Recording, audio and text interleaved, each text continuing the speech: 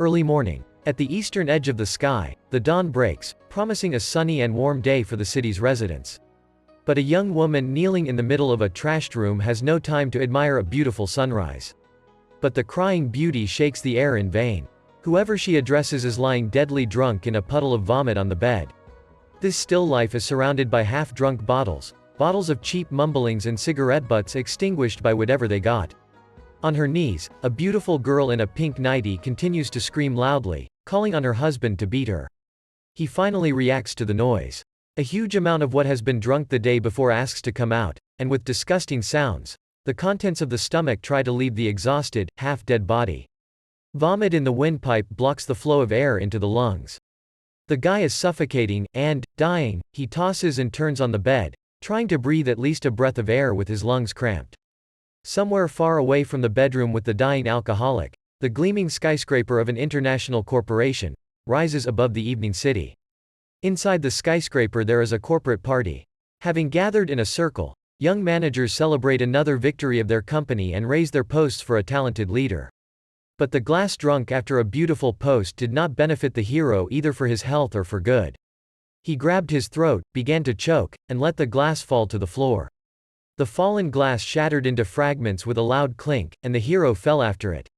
The last thing that flashed through the fading mind of the guy was the officers crowded around him in panic and calling for someone to call an ambulance. And in an unkempt bedroom with cracked walls, a guy who had been dying a second ago suddenly gasped loudly. I sat down on the bed, sat for a couple of minutes, recovering, and then got up and went to get dressed. Leaving the bedroom for the common room, the hero tries to figure out how he ended up here and where he is in general. After all, a few seconds ago, he was in his office, surrounded by his employees, and it is incomprehensible how he was transported to some cluttered bedroom. A moment of insight. The hero realized that his name was actually Chou Yufeng and he was 22 years old.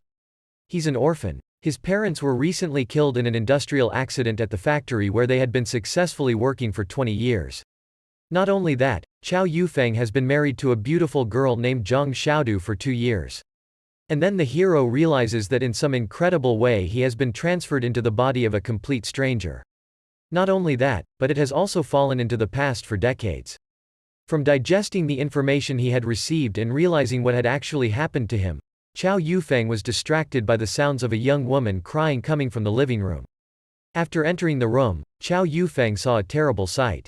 A young and beautiful girl, dressed in a nightie, sat on the floor and hugged her knees, crying for her ruined youth.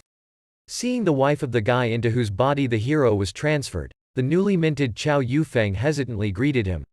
Cutie Zhang Xiaodu is surprised. A polite greeting is not exactly what she is used to hearing from her alcoholic husband in the morning. And when the guy remembered his wife's name, he decided to apologize. A young girl should not cry in the morning in the midst of broken bottles. Zhang Xiaodu's astonishment knew no bounds. Something is clearly wrong with her husband. Zhang Xiaodu was distracted from the showdown and the investigation of what had happened to Chou Yufeng by a knock on the door. Chou's sister Yufeng Yuna was standing in the doorway, hugging baby Zhang. The most terrible thing was that Sister Yuna's face had a large black eye and purple color. It was wrong to hit girls, and the first thing Chou Yufeng asked was who was the bastard who dared to hit his sister. Everything turned out to be very prosaic. Driven to despair by poverty and the lack of opportunity to feed baby Zhang, the sister of the hero Yuna went to the head of the plant, Huan. Because of him, Chou Yufeng's parents died and he is obliged to pay compensation. But instead of compensation, the scoundrel Huan simply slapped her in the face without giving her a penny. Even knowing her brother's utter carelessness and idiocy, Yuna simply has no one else to ask for help. They ran out of money and food, and little Zhang hadn't for a day. Chou Yufeng immediately asks his wife what they have and if there is anything they can do to help his sister Yuna. Housekeeping Zhang Xiaodu wipes away her tears and gives a full account. It turns out that they have some money and some food. Chou Yufeng asks Zhang Xiaodu's wife to share food and money with her sister, who is really desperate. Zhang Xiaodu agrees and immediately allocates the required amount of money and the amount of food. Both Sister Yuna and Zhang Xiaodu's wife are surprised by Chou Yufeng's ambiguous act, to put it mildly. After all, he is not a caring brother and husband, but a person who usually drinks, brawls, beats his wife, plays back games and messes around.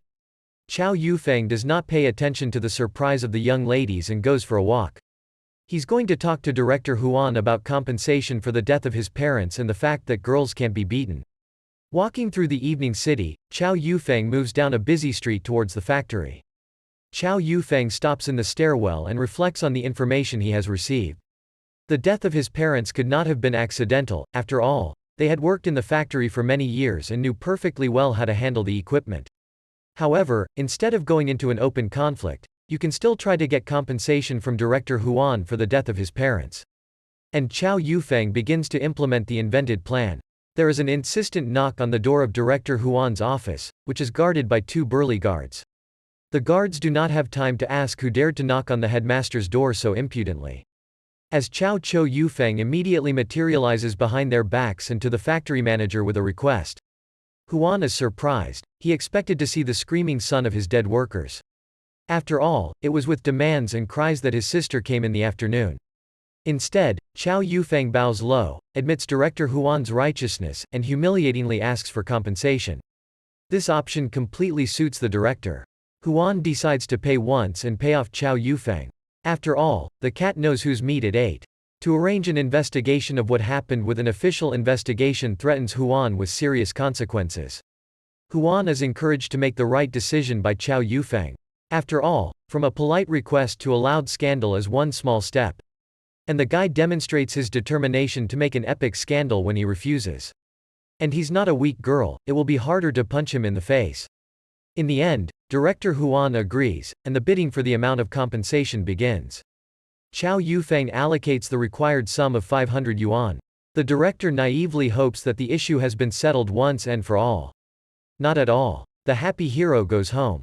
It would seem that the hopeless situation has been relatively resolved. New banknotes crunch in pockets, and the threat of hunger has receded into the background.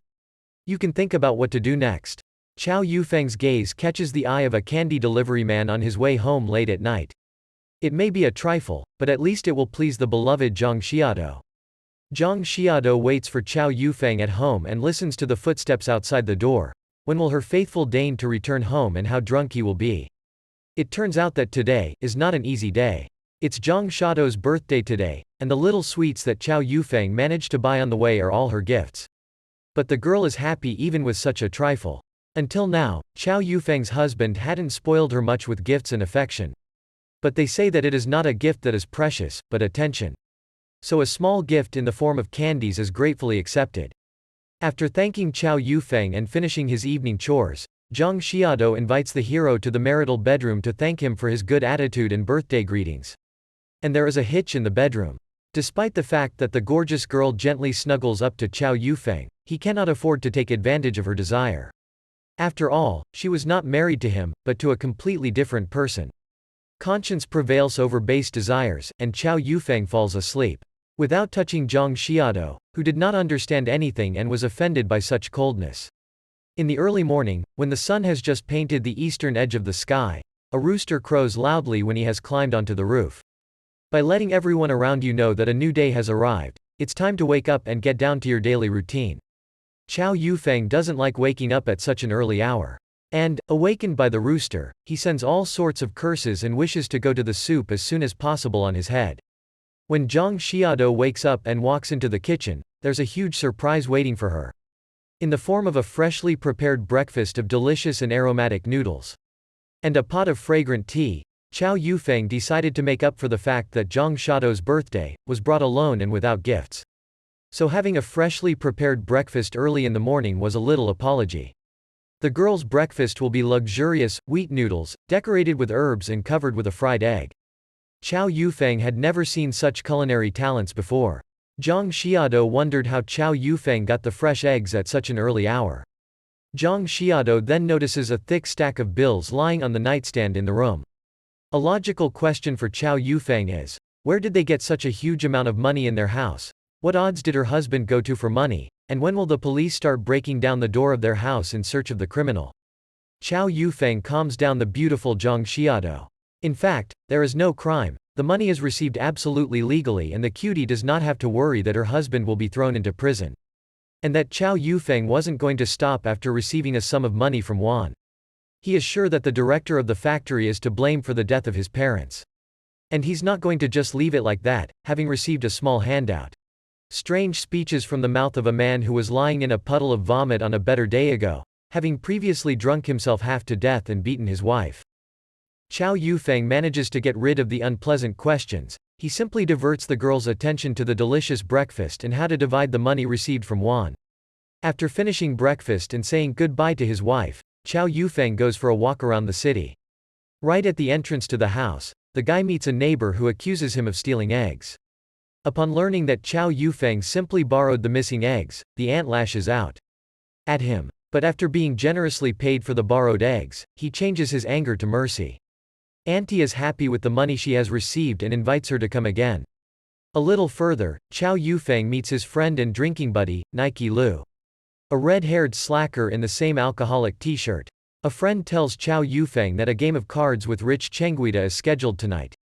And two drinking buddies and old friends have every chance to team up and beat him. Fortunately, the guy always has money in his pockets. As it turned out, Saturday boy Nike Lu is not indifferent to the beautiful wife of Chou Yufeng, the seductive Zhang Xiaodu. Nike Lu is very jealous of Chou Yufeng. And to be angry that the scoundrel Chou Yufeng behaves so meanly with the treasure that he got as his wife. Meanwhile, Chou Yufeng walks up to his sister's house and peeks through the open door. And there he is met by his younger sister, who is surprised by such an unexpected visit from her older brother. The girl quite deservedly suspects that the unexpected visit of her elder brother will not bring anything good. Well, for what could an alcoholic and a scoundrel come to them? Trying to borrow money for a hangover.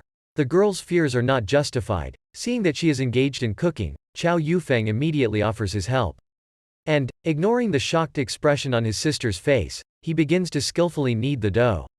And then Sister Yuna returned home from class. The girl was hungry and in anticipation of a delicious breakfast. Like the younger Chou Yue, Yuna is very surprised by her older brother's visit to their home. And especially the fact that he is sober in the kitchen.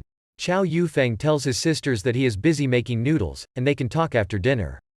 Yuna wonders why her brother uses her food so generously. If he eats everything and goes home, she, her sister and brother will starve.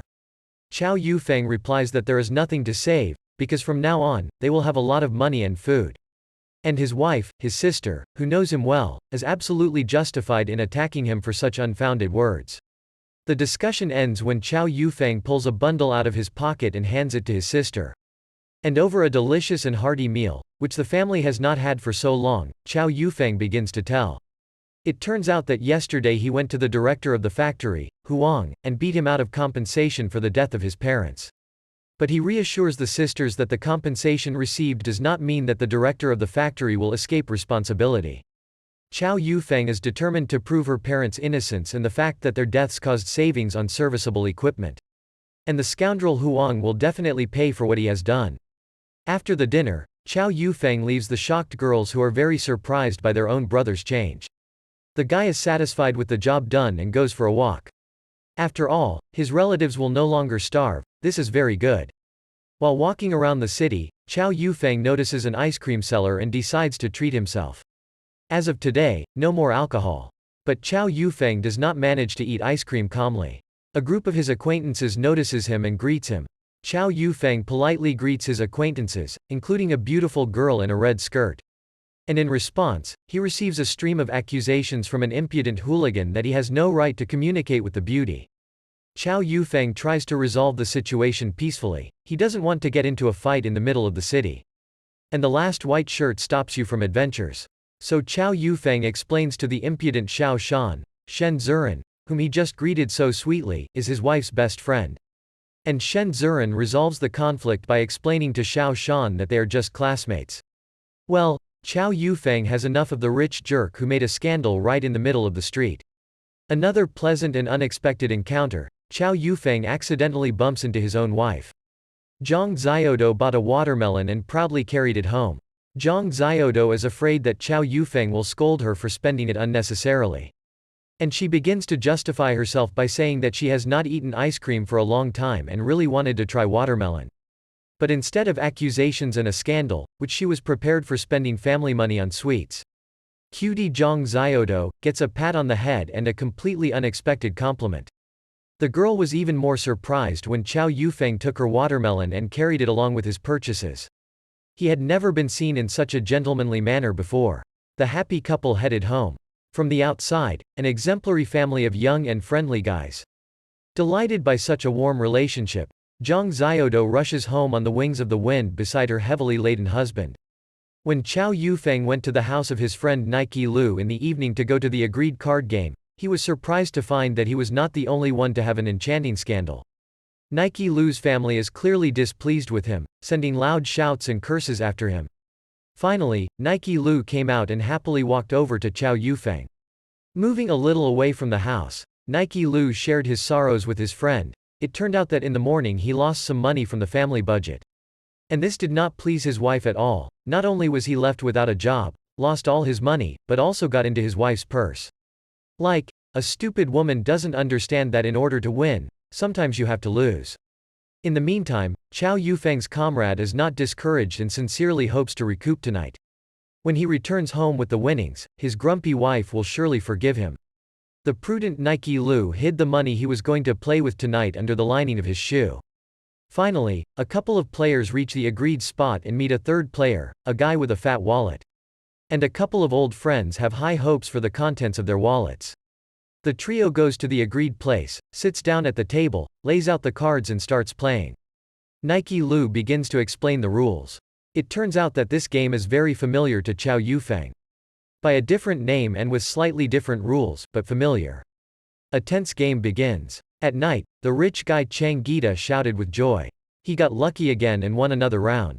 Happy and smiling, Chang Gita hurried to notify his partners of the victory. True, they do not share his joy. Red-haired Nike Lu is extremely dissatisfied. The card does not suit him, the game does not stick, and he has lost almost all of his stash. So carefully stored under the lining of the shoe, excessive emotionality greatly hinders Nike Lu in the game. Instead of concentrating and calculating moves, he begins to throw cards to the right and left on his nerves. And, accordingly, he loses. At the end of the game, Nike Lu was lost to smithereens, and owed Chou Yufeng money. On the other hand, rich Chang Gita is happier than ever. He had a good time, didn't lose anything, and even managed to win a little. Chou Yufeng is absolutely calm. With his mathematical skills, it is not difficult to calculate combinations and win games. Chou Yufeng even manages to tease Nike Lu, who has gone to smithereens and will go home without a penny of money. And when Nike Lu, frustrated by the loss, tries to attack Chou Yufeng immediately besieges him in his place, pouring a bucket of cold water on his head. It turns out that Chou Yufeng is well aware that Nike Lu is not indifferent to his legal wife Zhang Xiaodu. So Chou Yufeng threatens Nike Lu with consequences if he decides to win. He decides to move from thoughts to deeds. Nike Lu stews and accepts his defeat relatively calmly. The trio of players say goodbye and go home. It turns out that Chou Yufeng had far-reaching plans. Not only did he want to play cards, but he also wanted to strike up a good relationship with the son of the former director of the factory where his parents died. When the game was over and Chou Yufeng reached the bed, he collapsed on top of it. The plan is progressing successfully, but it requires a lot of effort. And Chou Yufeng fell asleep to the muttering of his wife.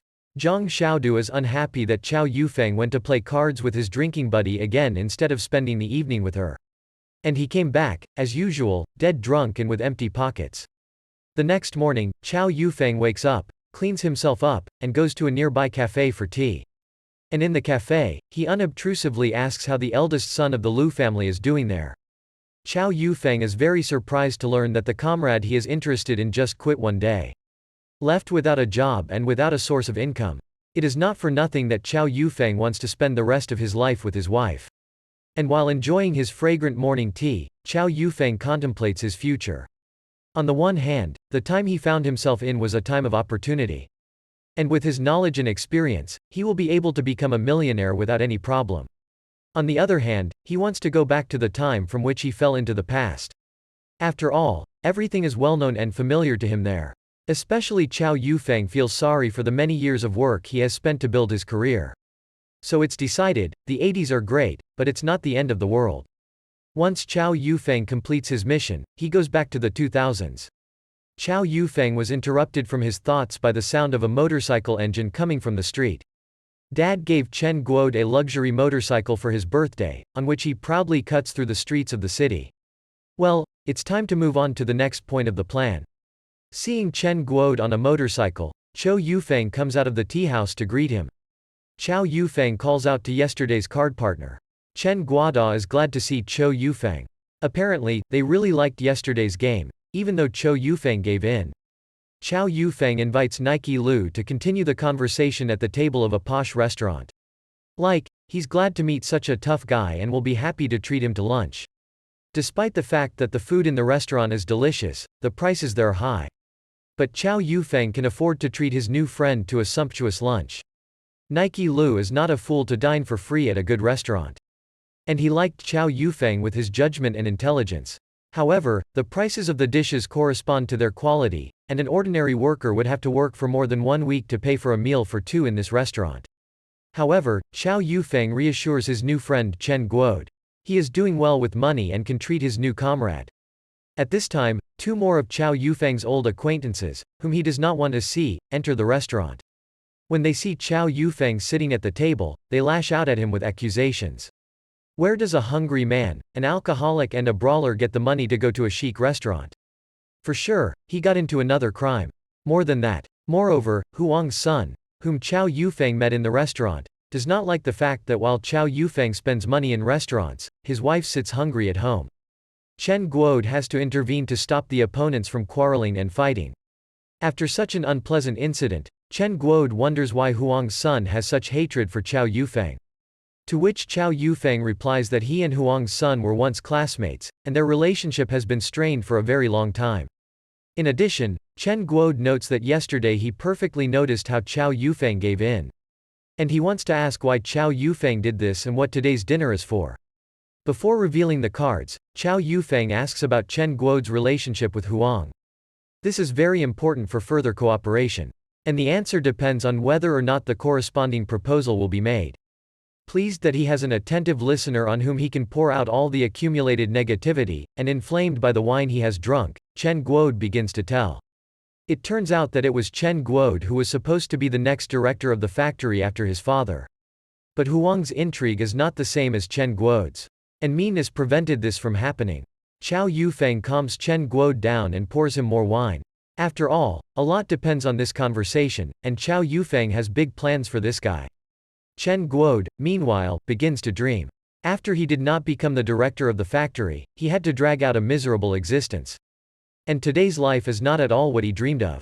While Chen Guode's classmate has gone to the big city, is engaged in business and makes a lot of money there, he has to do stupid things in this abandoned town. And if the plan doesn't work, Chen Guode will be fired. When the plan came to fruition, now Chen Guode could be a big boss and make huge money. Envy is a bad feeling. Especially when this envy is superimposed on youth and unfulfilled ambitions. So when Chou Yufeng begins to expound his cunning plan, his speeches fall on fertile ground. The client is mature and ready to pull off an interesting fraud. And Chou Yufeng came up with an interesting scheme, to replace the money with an environmental tax with fruits that come from the Chen Guode family farm. Chen Guode immediately refuses, dismissing the shenanigans as foolishness and doomed to failure. But Chou Yufeng has everything thought out. He will become an intermediary who sells the fruit from the Chen Guode family farm to the factory under the guise of his own. The guys discuss all the details about the fraud. And the further it goes, the more Chen Guode likes it. You can raise hundreds of yuan out of the blue. Chen Guode especially likes that Chou Yufeng takes care of everything. And he will remain in the shadows, absolutely without risk, and will only count profits. Having finished discussing the details and agreeing to meet tomorrow, on a sober head, the guys pay off the bill and head for the exit. Delicious wine and pleasant company led to the fact that Chen Guode did not calculate his strength and was too drunk to get on a motorcycle. Therefore, Chou Yufeng offers to take him home on a motorcycle. Chen Guode was surprised. He didn't know that Chou Yufeng could ride a motorcycle. So a pleasant evening after a delicious lunch in a restaurant and promising communication ends with a trip with a breeze through the city at night. Chou Yufeng arrives home very late, expecting Zhang Xiaodu to be asleep, in bed for a long time. Chou Yufeng was mistaken. The wife sat patiently in the chair, waiting for her husband, a reveler, to return home.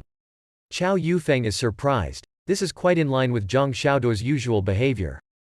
Zhang Xiaodu is even more surprised. Her husband, instead of coming in deadly drunk and attacking her with a scandal, apologizes for coming so late. And he hasn't drunk much and is firmly on his feet. In the morning, a relative comes to Zhang Xiaodu's house and reproaches her. It turns out that while Zhang Xiaodu is sleeping, the wife is also sleeping.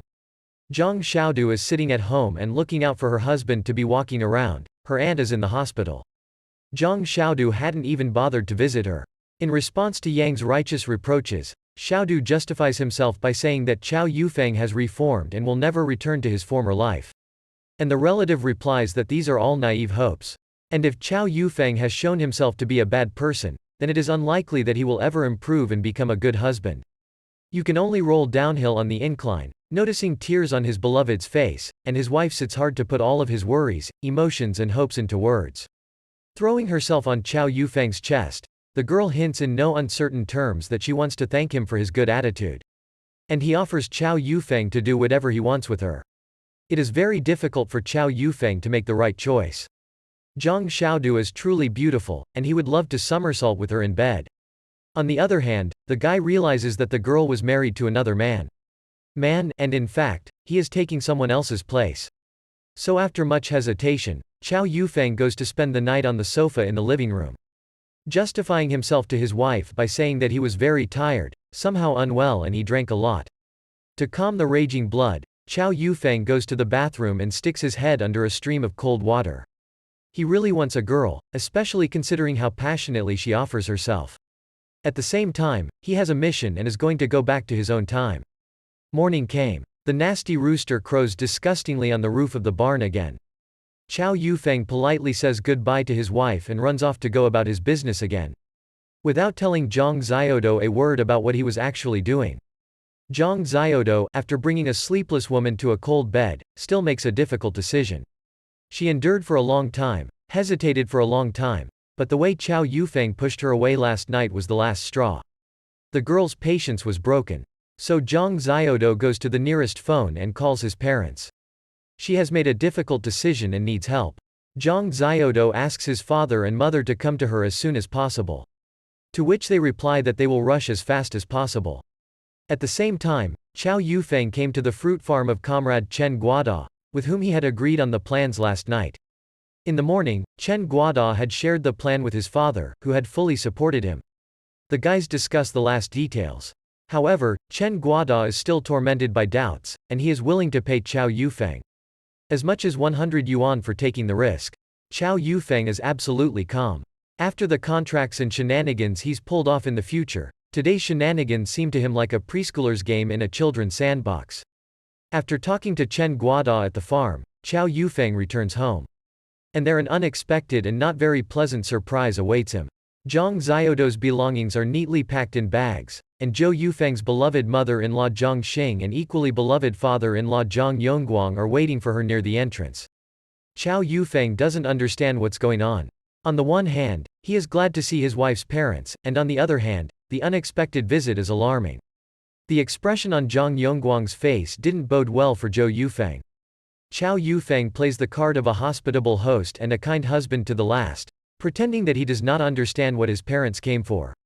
However, Zhang Yongguang did not intend to listen to Chou Yufeng's flattering speeches for a long time. Swinging wide, he slaps Chou Yufeng in the face. Chou Yufeng abused his own daughter so much and brought her to such a terrifying state. Zhang Xiaodu doesn't like her father beating her husband. Zhang Yongguang was already in a frenzy. Swinging wide, after the first slap, Chou Yufeng slaps the second. Allegedly, this was for dishonoring Zhang Yongguang's family in general. Zhang Xiaodu rushes to the aid of the beaten Chou Yufeng. After all, somewhere deep down, she continues to love him. Zhang Xing's mother-in-law decided that it was time to intervene. Holding her heart, she begs Chou Yufeng to spare Zhang Xiaodu and let her go in peace. It is clear to everyone that their family life has not worked out and there is no point in suffering further. Zhang Yongguang rushes to the aid of a sobbing Zhang Xing, who defiantly holds onto her supposedly diseased heart. Chou Yufeng asks Zhang Xiaodu what she thinks about this. And did she really agree with her father, Zhang Yongguang, that their relationship had come to an end? It was difficult for Zhang Xiaodu to take the last step and utter the fateful words after which there would be no return. Still, Zhang Xiaodu is plucking up courage. Remembering all the evil that Chou Yufeng has done to her, she says that they need a divorce. In order for them to stretch out the painful process, the couple immediately goes to a state institution, where they draw up the necessary documents. Well, the word is spoken, the deed is done, and the tired official slaps the seal on the divorce certificate. Finita la comedy. And he gives the ex-spouses the document that they are no longer husband and wife. As she exits the government office, Zhang Yongguang puts his hand around Zhang Xiaodo's shoulders, supporting her. Chou Yufeng has no one to support him, so he walks with his hands in his pockets. He has nothing more to say to his ex-wife, but she has something to say. Zhang Xiaodo asks his parents to step aside for a few minutes. Zhang Xiaodo gives Chou Yufeng the money he gave her just before. Chou Yufeng refuses to take the money back. Let this money be a small compensation for all the trouble that he has brought to the girl in recent years. This was followed by a strange phrase from Chou Yufeng: if he ever returned to his old way of life, let Zhang Xiaodo finally and irrevocably break off all relations with him. Zhang Xiaodo doesn't understand what's going on. After all, she believed that their relationship was already broken. And Chou Yufeng leaves himself a loophole in order to restore relations in the future. Wishing good luck and all the best from my now ex-husband. Tears flowed down the beautiful cheeks of the divorced Zhang Xiaodo. Somehow, she is not happy about the freedom that has fallen on her. Chou Yufeng was distracted from his sad thoughts by his comrade Chen Gita, who happily ran over to tell him about the success of their business. The factory approved the proposal to replace the fruit with the family farm Chen Gita heat warning fee. Great news. Moreover, the amount of compensation of 1,500 yuan made the newly minted businessmen very happy. Therefore, Chen Gita is as happy as an elephant and is very grateful to Chou Yufeng. But it's not that simple. In order to deliver fruits to the factory, they need to be packaged accordingly. And the guys don't have the appropriate packaging. So the schemers jump on the motorcycle and rush to the nearest packaging factory. The difficulty is that a large factory is not interested in cooperating with a small business, and it will be problematic to get a batch of packaging.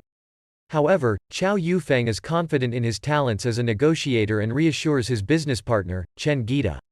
Even though he doesn't have any acquaintances at the factory, they will definitely get the required amount of fruit packaging. Newly minted businessman Chen Gita is worried. The whole combination is in danger of being disrupted. The packaging is very necessary. Finally, the guys get to a factory for the production of plastic packaging. Chen Gita worries about how they'll get inside and whether they'll be able to talk to the headmaster. It is unlikely that he will spend his time communicating with small entrepreneurs. Chou Yufeng is well aware that impudence is the second happiness. The main thing is to make the face more confident and the voice stricter. When the guard demands to stop and show his pass, Chou Yufeng makes a stony face. He lies to the guard that they are here at the invitation of the headmaster. Chou Yufeng demands that the guard summon his superiors to the checkpoint. They have an important case worth millions of yuan, and the hotline traditionally does not work. Chou Yufeng is so impudent that he doesn't even know the director's name. It's good that the guard tells him this, as well as the location of the director's office. So the guys go straight to the factory director's office. Who does not wait for them at all and who is not interested in cooperation with them is too shallow. And while Chou Yufeng is confident in his abilities, Chen Guada begins to worry. He fears that he simply threw the impudent people out of the gates of the packaging factory. As the factory manager enjoys afternoon tea, there is a confident knock on the door in his office. An unwaiting, non-waiting director invites visitors to enter. When he sees the two young guys, he asks who they are and how they got into his office. Chou Yufeng introduces himself as the director of a fictitious fruit trading company, with a head office in the capital and international contract. The guy lays out his case. It turns out that his company needs a huge batch of packaging. And as he drove by, Chou Yufeng just decided to stop by and ask if he could place an order here. The director thinks about the proposal. However, the director claims that their packaging will not suit Chou Yufeng. To take a break, a businessman looks at a sign on the wall of the director's office. Chou Yufeng is not in the mood to give up so easily. He treats the manager of the packaging factory to 2 cigarettes and insists they really need fruit packaging in large volumes. He also comes up with the terms of the contract and the requirements for the packaging, which his company is ready to order in huge quantities. The director was interested in such a huge contract, and he offers to discuss the details over a cup of tea. Ordinary tea from the store, but the very fact of treating is important. And the final blow, Chou Yufeng tells the director that if the first contract is implemented normally, then his company will keep the factory running for many months to come. The director is considering whether his factory will be able to keep up with the contract, will be able to cope with such huge volumes. Blinded by such brilliant opportunities, the director of the factory immediately begins to calculate future profits. And the award to him personally. The director agrees to give the children a tour of the factory for the production of fruit packaging. Satisfied with each other, the parties are ready to say goodbye. And the director is so excited about the opportunity to get a large contract that he invites the guys to have lunch in a restaurant. A small detail, the guys take the box of packaging, ostensibly for inspection and quality testing. The final touch before signing a big contract. So woeful businessmen go to the parking lot, carefully clutching to their chests the box with bags for fruit received absolutely free of charge. Chen Gita is surprised and shocked by Chou Yufeng's talents. And Chou Yufeng sets a task for the businessmen, to call the director of the fruit packaging factory the next day and inform him that the samples they received have not been tested and there will be no contract. On the other hand, there will be a free bag of packaging in the form of samples. And the director of the fruit packaging factory will inform him that the samples. Upon returning home, Chen Gita immediately begins to pack the fruit from the family farm into bags he received for free. Admiring their quality and durability. So Chou Yufeng asks Chen Gita to repay him for solving the packaging problem by treating him to lunch. Now it's his turn to treat Chou Yufeng. It's time to come to the next point of the plan, and Chou Yufeng needs the adventurer Nike Lu. Chou Yufeng informs Chen Gita that he is going to invite Nike Lu to help him. Chen Gita wasn't thrilled with such a partner. But if Chou Yufeng vouches for him, then so be it. Nike Lu was very happy to be invited. He hasn't been doing very well lately, money and food are very bad, so he's so happy to have Chou Yufeng invited to eat and earn some money. Pleased with each other, Chou Yufeng and Chen Gita say goodbye at the entrance of the restaurant. For today, all the planned things are done, and it's time to rest before tomorrow's hard day. Nike Lu asks Chou Yufeng what is going on and what business he is being dragged into. Of course, he is broke and he really needs money, but he does not want to sign up for obvious crime. But Nike Lu trusts his comrade Chou Yufeng and agrees to the proposal. Yes, he himself asks to be accepted into the team. Chou Yufeng hesitates for a while, and finally gives Nike Lu an invitation. Hearing that the reward will be as much as 200 yuan for a couple of hours of simple work, Nike Lu screams with delight. For him, this is fabulous money. But he asks Chou Yufeng to be careful. After a moment's hesitation, the guys agree that Nike Lu's reward will be 50 yuan in one day. Not bad. And the guys go to Nike Lu's house to continue their conversation. Chou Yufeng didn't just go to Nike Lu's house. He has one more thing to do with him.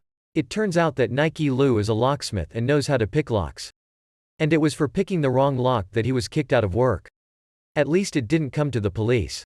Chou Yufeng will need the ability to pick locks in tomorrow's shenanigans. So after the bargaining, Nike Lu agrees to teach the hero how to open locks. A very useful lesson from a professional in his field. Makes a lasting impression on Chou Yufeng. Nike Lu haggles. The ability to pick locks clearly smacks of crime and threatens with prison. However, the note is 100 yuan.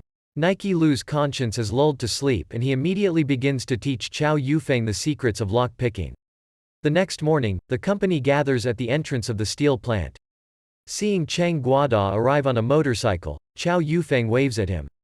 Chang Guada is not happy to see the alcoholic Nike Lu. But if Chou Yufeng vouched for him, then so be it. After infiltrating the factory, Chou Yufeng rolls up his sleeves before unloading the fruit and ponders what to do next. Relations between suppliers are not easy and you can inadvertently get into a scandal. Chang Guada wonders why Chou Yufeng is wearing a stupid farmer's hat. A professional farmer's attire will be a chic disguise for Chou Yufeng. After all, he is not really him, but the farmer who brought the fruit. Well, it's time to get down to business and start unloading the fruit. The guys wait for the moment when lunch begins at the factory and all the employees converge in the canteen. Unloading is in full swing. But Chou Yufeng feigns a sudden attack of pain. Pretending to have a stomachache, Chou Yufeng leaves Nike Lu to unload the fruit. And he dumps himself under the pretext of going to the toilet. Chou Yufeng needs to hurry. The lunch break is short and you need to have time to complete the plan before the employees return from the canteen to the office. Chou Yufeng sneaks up on the principal's office, which are expectedly closed. It's a good thing that Chou Yufeng learned how to pick locks last night, and he has all the tools he needs with him. A few minutes later, the lock surrenders and Chou Yufeng enters the office. It will not be easy to find the documents he needs in the office. Especially considering that there is very little time to search. Documents that are lying in plain sight are absolutely legal and do not contain anything interesting. And then Chou Yufeng's gaze falls on the shelf of books. It's strange what such a posh library in Huang's office is doing. Chou Yufeng randomly pulls one of the books off the shelf and accidentally drops it. After the fall, it turns out that it is not actually a book, but a disguised cache in which secret treaties are stored. Chou Yufeng carefully examines the papers and invoices inside. Hurrah! Chou Yufeng found a contract for the supply of the equipment he needed. Well, now Chou Yufeng has ironclad arguments in his hands to punish Huang. Pleased with himself, Chou Yufeng quickly cleans up and returns to the warehouse, where Nike Lu is already waiting for him. The flow of reparations from the mouth of Nike Lu, saying where Chou Yufeng walked while he was carrying boxes of fruit alone, is interrupted by a 100 yuan bill. On his way home, Chou Yufeng takes a close look at the stolen contracts. It turns out that the forgery of the factory's official seal earned Huang 2.5 million yuan. And for the death of Chou Yufeng's parents, he paid compensation of a measly 500 yuan. Scoundrel. Walking around the city, Chou Yufeng meets a group of guys he knows. It turns out that the whole town is already aware that his divorce has taken place, and from today Chou Yufeng is a free bird. However, they are happy for him. Chou Yufeng is happy for him. Chou Yufeng is happy for his wife. Zhang Xiaodu is a good girl and clearly deserves the best. The girl is surprised. Chou Yufeng doesn't care if someone discusses him behind his back. Like, he's already bred, a free bird and all that. He has an important mission and a smart plan. So let them tell themselves, he's not up to it. The scoundrel went so far as to call Chou Yufeng a scumbag almost to his face. Offended that he was not promised attention, Xiaoshan rushes over to Chou Yufeng and grabs his hand. And Chou Yufeng, who only yesterday would have been quietly silent and did not pay attention to the provocation, reacts furiously and aggressively. He threw Xiaoshan to the ground and wrung his hand, saying, "Keep your rake to yourself." To the girl's demand to let Xiaoshan go, Chou Yufeng agrees without any problems. Like he has nothing else to do but mess with this idiot. Hurls Xiaoshan towards the protective girl. The couple falls to the ground. And Chou Yufeng says to the bastard, "Let him watch his tongue." Xiaoshan was shocked by Chou Yufeng's behavior. He hadn't behaved like this before. Chou Yufeng calmly responds to the impudent man. Loud screams and a scandal all over the street. The conflict between Chou Yufeng and Xiaoshan flares up and threatens to escalate into a terrible fight. Chou Yufeng hints to Xiaoshan that he knows all the secrets of their vile family. And soon it will be time to pay the bills. The scoundrel hits the memories. Kneeling, Xiaoshan repeats the word, "No." He asks Chou Yufeng if he knew what had happened. But Chou Yufeng is the scoundrel. After dealing with Xiaoshan, Chou Yufeng turns to the QD Suyu with a request to call. The girl agrees, and picks up the phone. Without delay, Chou Yufeng asks to call the director of the equipment factory, Qin Baomao. Short negotiations with the secretary. And in order to get in touch with the director of the equipment factory, Qin Baomao, Chou Yufeng introduces himself as the director of the steel factory. To which the director replies that he did not find out his phone number. Chou Yufeng informs the director of the Qin Baomao equipment factory that he has not found his phone number. Chou Yufeng informs the director of the factory that the goods purchased in the past 3 months do not pass the quality check. Qin Baomao also tells that due to low-quality equipment at the steel factory, there was a tragic incident with the death of workers. For the death of the workers, all responsibility will be placed on the director of the equipment factory, Qin Baomao. Qin Baomao, the director of the equipment factory, is shocked. He has completely different information and Huan sang completely different songs to him. It turns out that the ill-fated invoice for the supply of equipment was forged. Meanwhile, the director of the steel factory, Kong Jinzong, drinks tea after lunch. He receives a call from the excited director of the equipment factory, Qin Baomao, who tells him that no contracts have been signed. Director Kong Jinzong can't immediately understand what it's all about and what's going on. But after a short conversation, it turns out that there were really no contracts and equipment supplies. Chou Yufeng threw a stone and launched an avalanche. A high-profile trial begins. The situation is unpleasant. Working on equipment without bills of lading threatens Kong Jinzong with at least a prison term. And the fact that someone called and reported what happened indicates that there was a leak of information. And it is not known whether this information reached the police. The director clarifies from which number the call came. Where exactly did the information leak come from? Director Kong Jinzong begins to reflect on what has happened. How could it be? There were supplies, there was money, but there were no contracts. And then Kong Jinzong recalls the recent tragic incident that killed people. A flash of light lights up Director Kong Jinzong's mind, and he rushes to the phone, demanding an immediate shutdown of all equipment on the second floor of the factory. Meanwhile, Chou Yufeng waits next to the phone he just called from. Chou Yufeng is sure that he will definitely be called back. And sure enough, a couple of minutes later, the phone starts ringing. Chou Yufeng informs the director of the steel factory, Kong Jinzong, that he has evidence against Huan about the machinations that he carried out. The scoundrel forged a contract with an equipment factory, as a result of which he earned more than 3 million yuan by buying the same parts twice.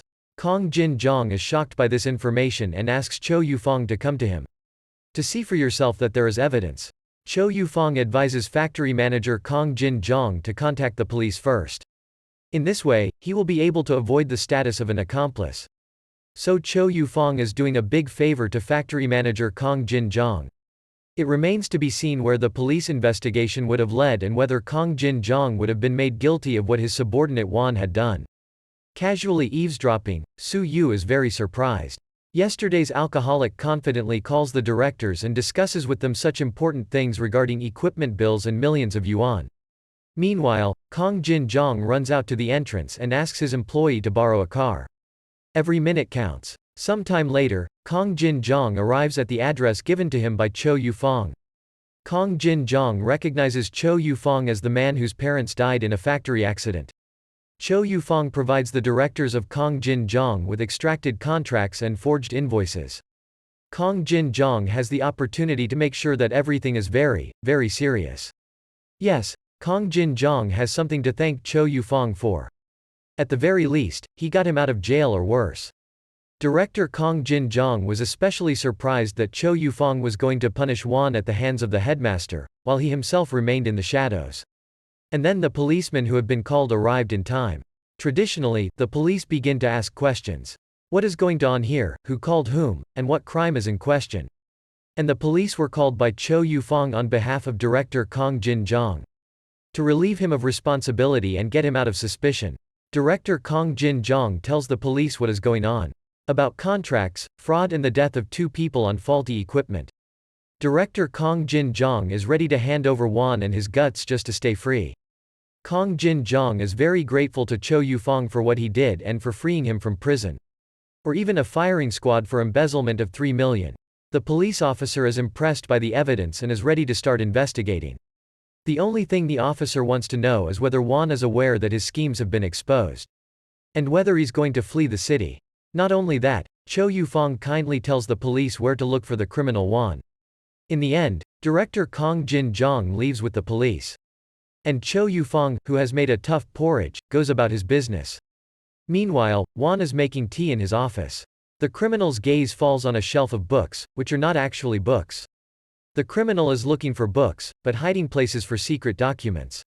Noticing that someone was touching the books, Wan drops the cup of tea on the floor, where it shatters. Wan digs into the cache and discovers that his secret treaties are missing. Wan recalls seeing a suspicious guy rummaging around the factory not long before. It also dawns on the villain that the farmer is very similar to Chou Yufeng. What a surprise! Late in the evening, when the western edge of the sky was tinged with sunset, Chou Yufeng came to visit his sisters and baby Zhang. But it was not possible to talk calmly with her sister.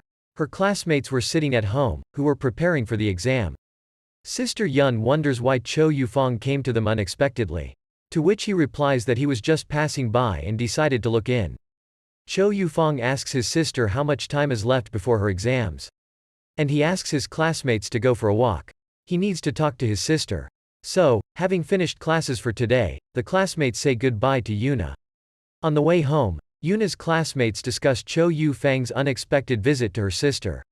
They suspect that Chou Yufeng will ask for money for a hangover again. And Chou Yufeng gathered his sisters and baby Zhang together.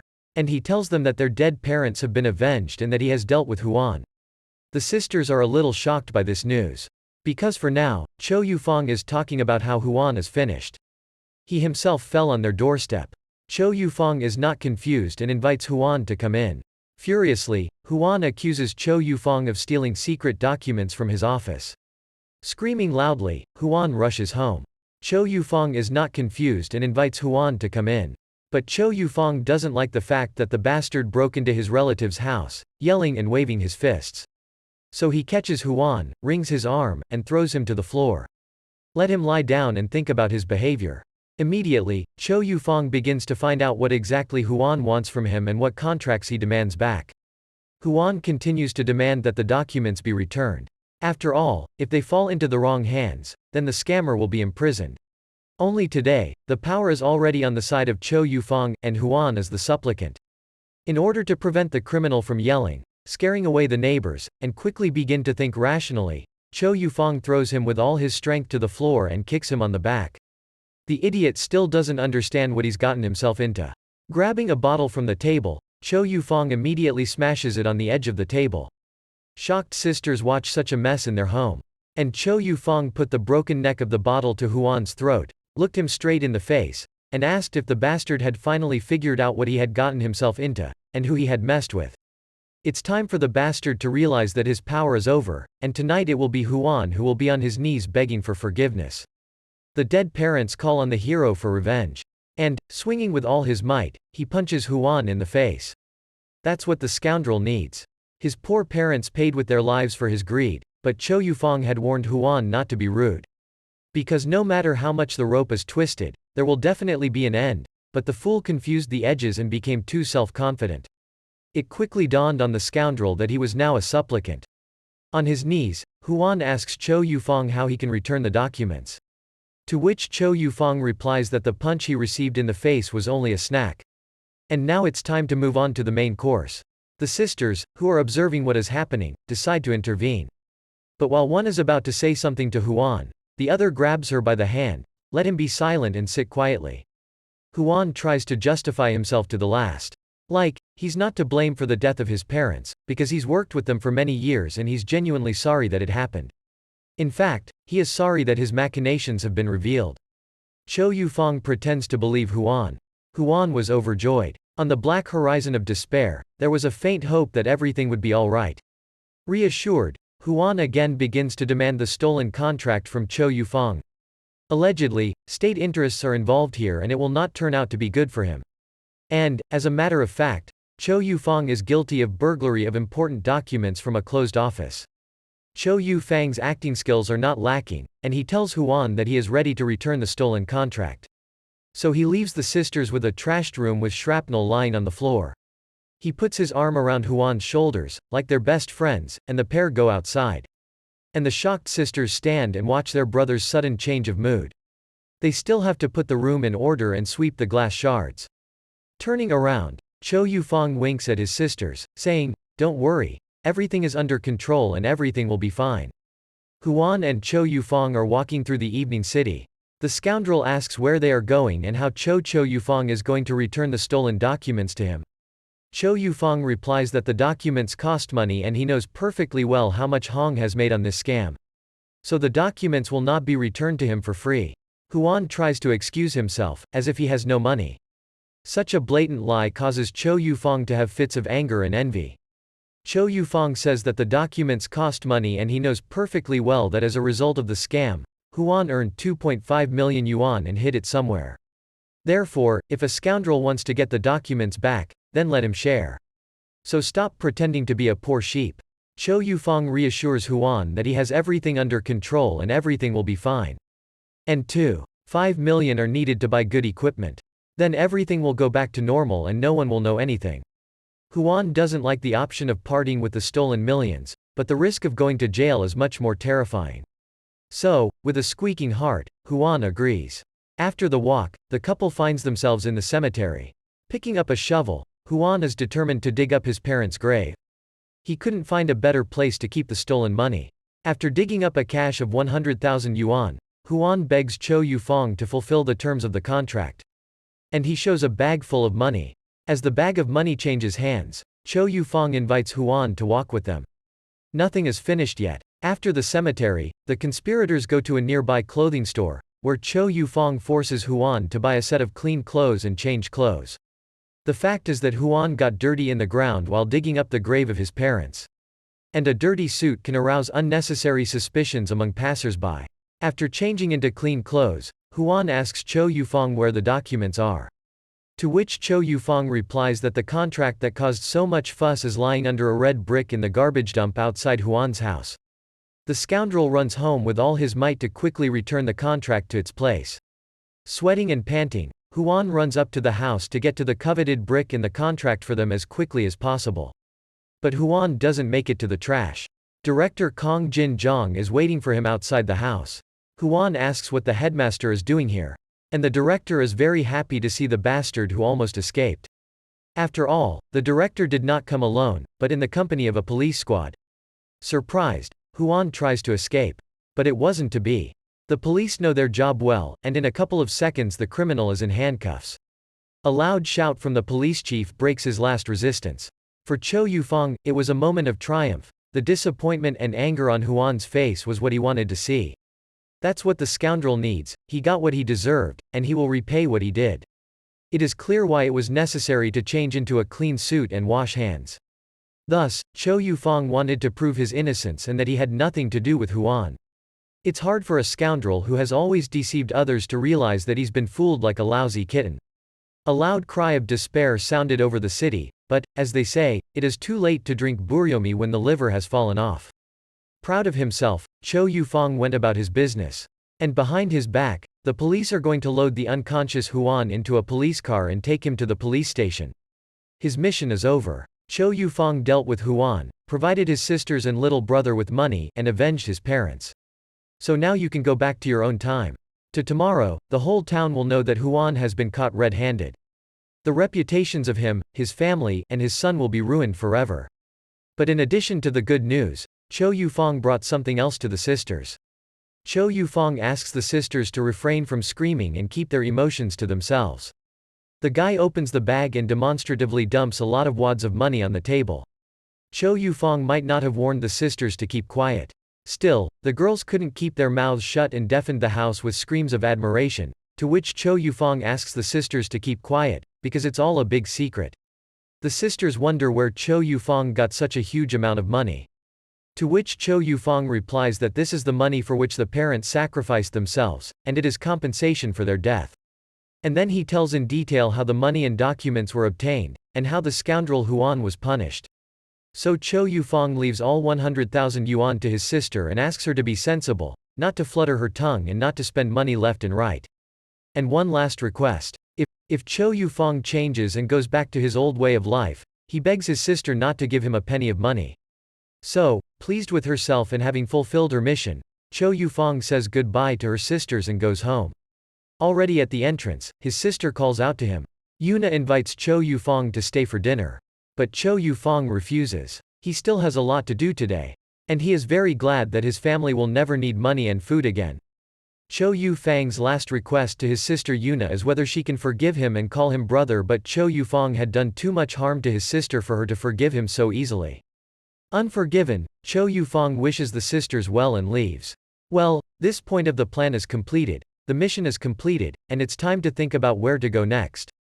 And then Chou Yufeng goes to the grocery store. And, having bought 2 bottles of cheap swill, Chou Yufeng goes to his home. Satisfied that he was in time for the store to close, Chou Yufeng gently hugs 2 bottles of painted wine and moves towards the empty house, where no one is waiting for him. The plan is simple. If he was drunk when he got to the 1980s, then he had to get drunk again to get back to his own time. A dark, moonless night descended on the city. In the lonely apartment from which his wife left today, Chou Yufeng is trying to get pumped up with cheap wine by snacking on chocolate. Unlike the person whose body he occupied, today's Chou Yufeng is not used to drinking alcohol. That's why it is difficult for the wine to get down the throat.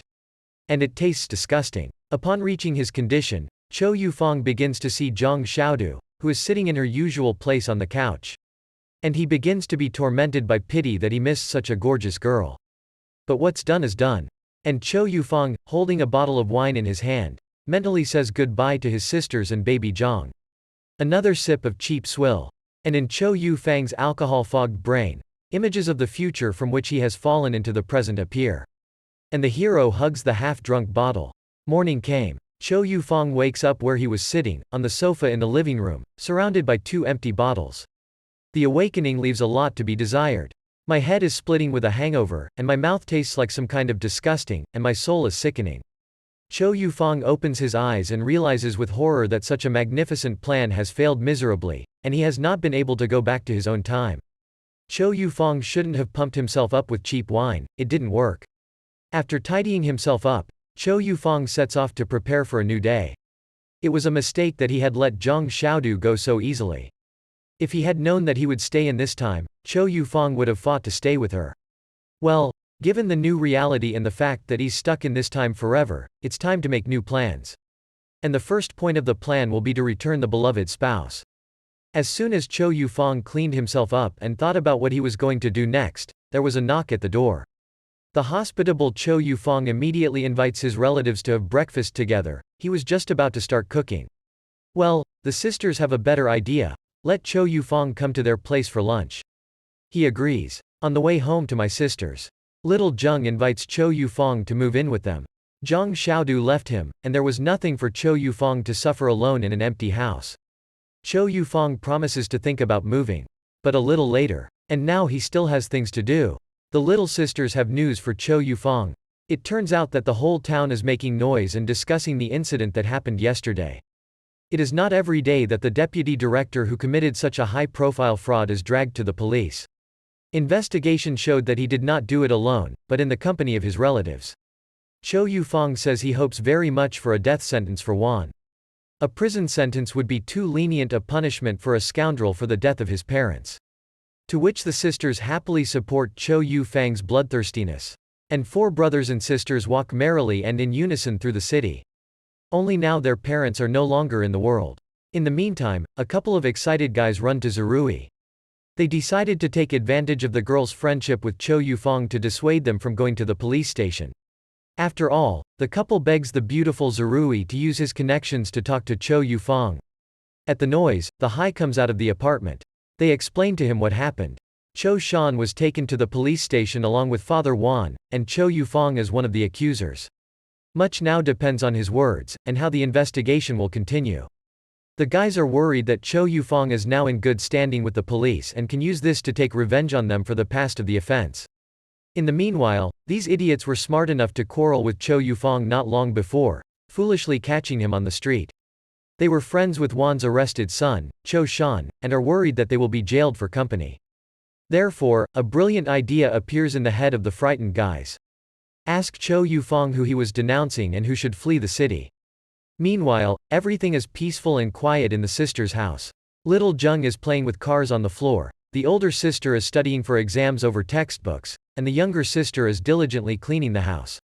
Having finished cooking, Chou Yufeng calls everyone to the table, by reminding the younger ones to wash their hands. Lunch was a success. Having money for groceries plus Chou Yufeng's culinary talents led to a stunning result. The younger brother liked such a hearty and delicious meal very much. Especially considering how much he's starved in the past. As soon as the guys sat down at the table, there was an insistent knock on the door. Without letting go of the chicken thigh, Chou Yufeng went to open the doors, cursing to himself, who was there. Behind the door was a classmate of his, nicknamed Fat Man. Chou Yufeng is not entirely satisfied. As soon as he starts eating, the fat man immediately came. Not only that, he did not come alone, but brought a whole company with him. Chou Yufeng is surprised by such an unexpected visit from such a large company. And, accordingly, he wonders what they are all up to. But politeness prevails and Chou Yufeng invites the whole company to the table. Asks baby Zheng to bring extra bowls and forks. But the uninvited guests refuse. Thank you very much for the invitation, but they recently had lunch and didn't come for that. They had come to discuss the alleged misunderstanding that had arisen between them and Chou Yufeng. As he continues to enjoy the chicken, Chou Yufeng wonders what kind of misunderstanding he is talking about. It turns out that the guys want to know if Chou Yufeng has reported them to the police and if it's time to dry the crackers, and Chou Yufeng so unobtrusively answers, yes, I haven't announced yet, but he's just about to have lunch and go to the police. The young people did not like such a joke. And the fat man tries to shield the couple and begs Chou Yufeng not to go anywhere. and a couple of guests beg not to hand them over to the police. Chou Yufeng is not thirsty for blood. And after a polite request, he agrees that there is no need to go to the police and not to spoil the lives of young and stupid guys. The guys are very glad that they will remain free, safe and sound. They sincerely thank Chou Yufeng for not taking revenge on them for past grievances and leaving their friendship with Huan's son unattended. After dealing with this unfortunate incident and finishing his lunch, Chou Yufeng walks over to his sister. And she prepares for an exam and solves a math exercise. Chou Yufeng tells his sister what she is doing wrong and suggests the right way to solve the problem. Then he sits down at the table and writes the necessary formula. The girl is very surprised. The solution offered by Chou Yufeng is concise and very clear. But where did he suddenly get such knowledge of mathematics? Yuna invites Chou Yufeng to spend the night with them. Moreover, no one is waiting for him at home, and spending the night alone is such a pleasure. And Chou Yufeng agrees. Meanwhile, the guy talks about his plans to move to the big city of Zhihai. After all, his ex-wife Zhang Xiaodu lives there, and he is going to do business there. Before going to bed, Chou Yufeng washes his feet in a basin. So you can be happy with yourself, your feet are warm, your head is cold, you have figured out past problems. There is a bright future ahead and huge plans ahead. So for the next time, Chou Yufeng is busy preparing meals, helping his sister with exams, washing, cleaning, and doing other household chores. Exam day. Chou Yufeng felt compelled to personally take his sister there to support her morally. It was a rainy day. After saying goodbye to her sister outside the exam center and wishing her luck, Chou Yufeng heads home. Another stage of the path has been passed. It's time for Chou Yufeng to prepare to move to Zhihai. The rain stopped. Chou Yufeng rolled up his umbrella and decided to enjoy a walk through the sunny city. Passing by the market, Chou Yufeng decides to combine business with pleasure and buy groceries. The guy becomes an accidental witness to a conversation between two market vendors. They discuss Huang's arrest and where he hid the stolen money, traditional communication of small traders, who, as always, are dissatisfied with the authorities and their position. The chatter is interrupted by an interesting thought. According to rumors, Huang did not spend a penny of the stolen money, but kept everything in different hiding places. After a moment's thought, Chou Yufeng receives a reprimand from a merchant who doesn't like the fact that he is probing and needing his goods. An unexpected thought comes to Chou Yufeng's mind.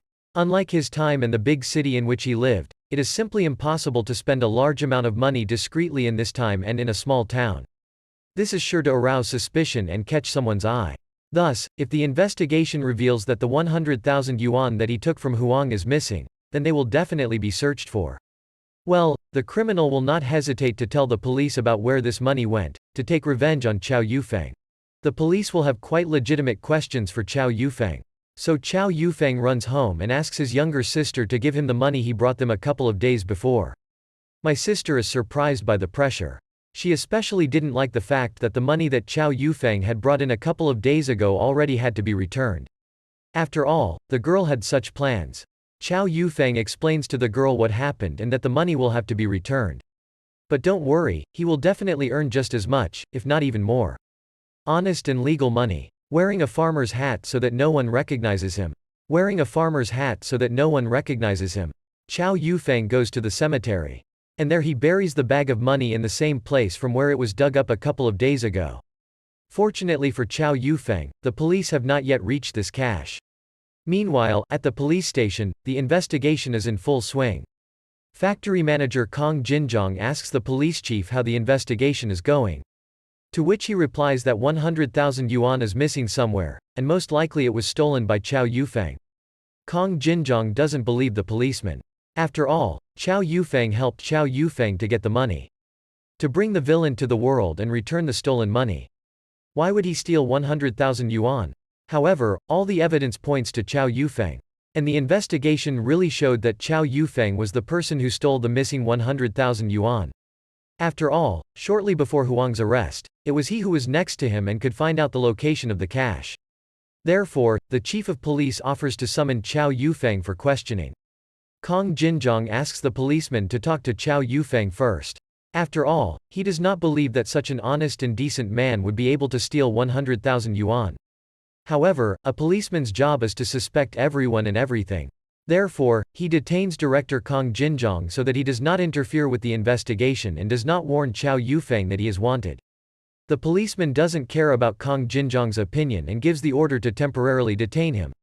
So the director of the plant temporarily finds himself a forced guest at the police station, with a ban on calling anyone and going outside. And Chou Yufeng is glad that he realized it in time. After all, he expected that he would be able to get the money. But he would leave this time and almost made a fatal mistake. Luckily, he had the brains and time to make things right. So he sits quietly in the park, enjoying ice cream, and watching two retirees play a board game. And then the valiant police run as fast as they can to arrest the suspect in the theft of Chou Yufeng. A dark and gloomy interrogation room. The police chief presses Chou Yufeng to hand over the stolen 100,000 yuan. Chou Yufeng turns on the fool. I'm not me, the money isn't mine, and I don't know anything at all. So the investigation begins. The investigation comes to the conclusion that Huan's word is against Chou Yufeng's. The policeman has no other evidence. The police chief tries to bang his fist on the table and shout, but Chou Yufeng is not affected by such methods. He continues to stand his ground. I don't know anything, I haven't seen any money, I haven't taken anything, and in general, leave me alone. An experienced police officer can't be fooled so easily. He quickly unraveled the combination in which Chou Yufeng receives money in exchange for the evidence he stole against Huan. Still, Chou Yufeng insists that he doesn't care about 100,000 yuan. The policeman doesn't believe him at all. 100,000 is too much money, and he has seen much more heinous crimes committed for much less money. The police chief wonders why Chou Yufeng went with Huan if Huan didn't already know he was wanted. To which Chou Yufeng replies that Huan killed his parents. And he was glad to enjoy the spectacle of the scoundrels being handcuffed and sent to prison for decades. An unexpected shift from calm to outburst of anger. After all, Chou Yufeng is a man of his word. This bastard killed his own parents. The police chief is surprised. And he tries to calm down the hero and return the dialogue to a constructive track. After all, Huan testified during the interrogation that he had buried 100,000, and then dug it up and gave it to Chou Yufeng. Chou Yufeng has counter-arguments to this. If Huan had been digging, he would have traces of dirt on his hands, and his entire suit would have been smeared with mud. But at the time of his arrest, he had clean hands and clean clothes. Quite a fair remark, and doubts created. After all, the police chief is a man of his word. And the policeman begins to walk around the office, thinking about the information he has received. The solution to doubts is easy and simple. Send a police squad to the cemetery to the grave of Huan's parents, and make sure if there is anything in the cache. After a short time, the outfit sent to the cemetery returns victorious. They excavate the cache and find the missing 100,000 yuan. The deductive abilities of the chief of police are commendable. Kong Jinzong, the director of the plant, I am satisfied with all the suspicions and evidence against him and Chou Yufeng have been removed. All the money has been found to the penny, the scoundrels have been punished and the police have done a good job.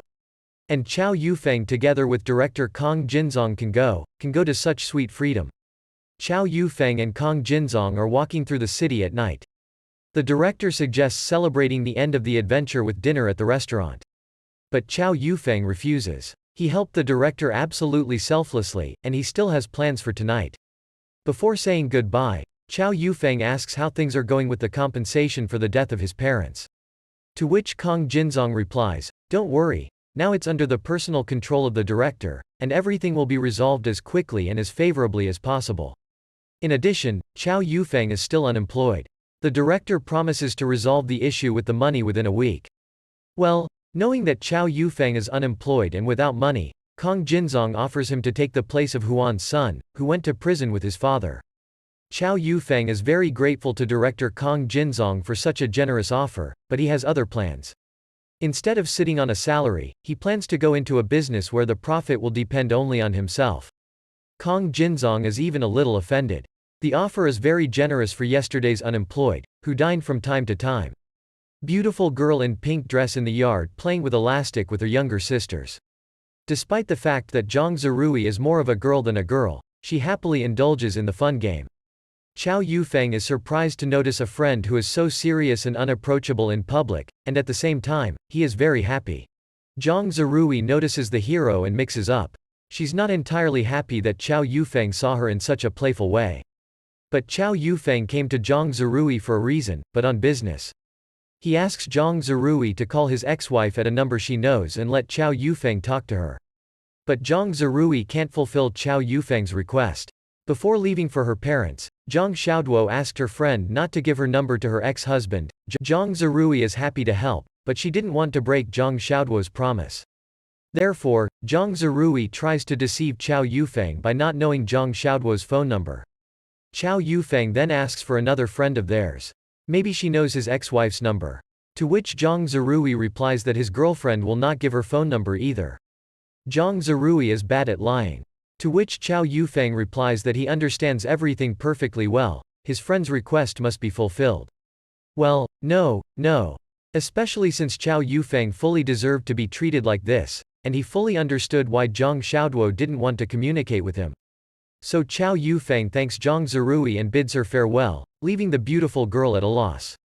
A week later, Chou Yufeng is cooking in the kitchen. Chen Guoda comes to him with good news.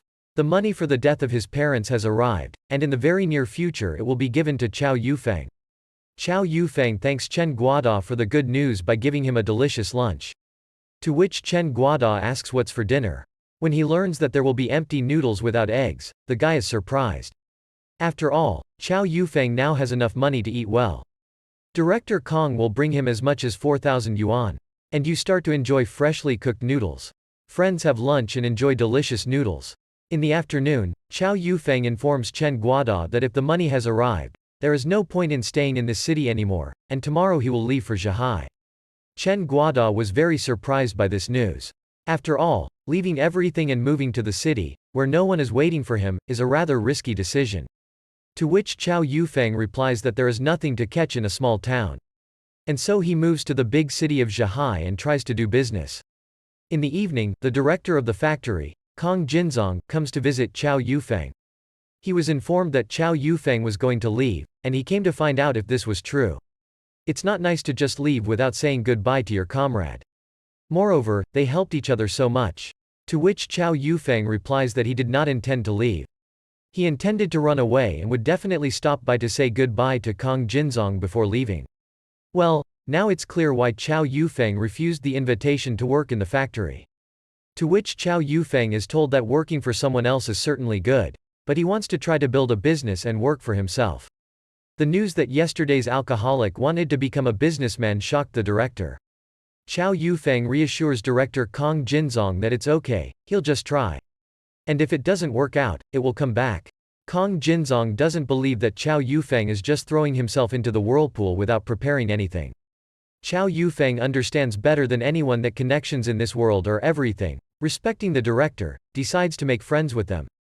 Therefore, over the last cup of tea, Chou Yufeng reveals to Kong Jinzong the truth about his appearance in this body. As Chou Yufeng finishes his story, a shocked Kong Jinzong digests the information he has received. Friends part on a good note.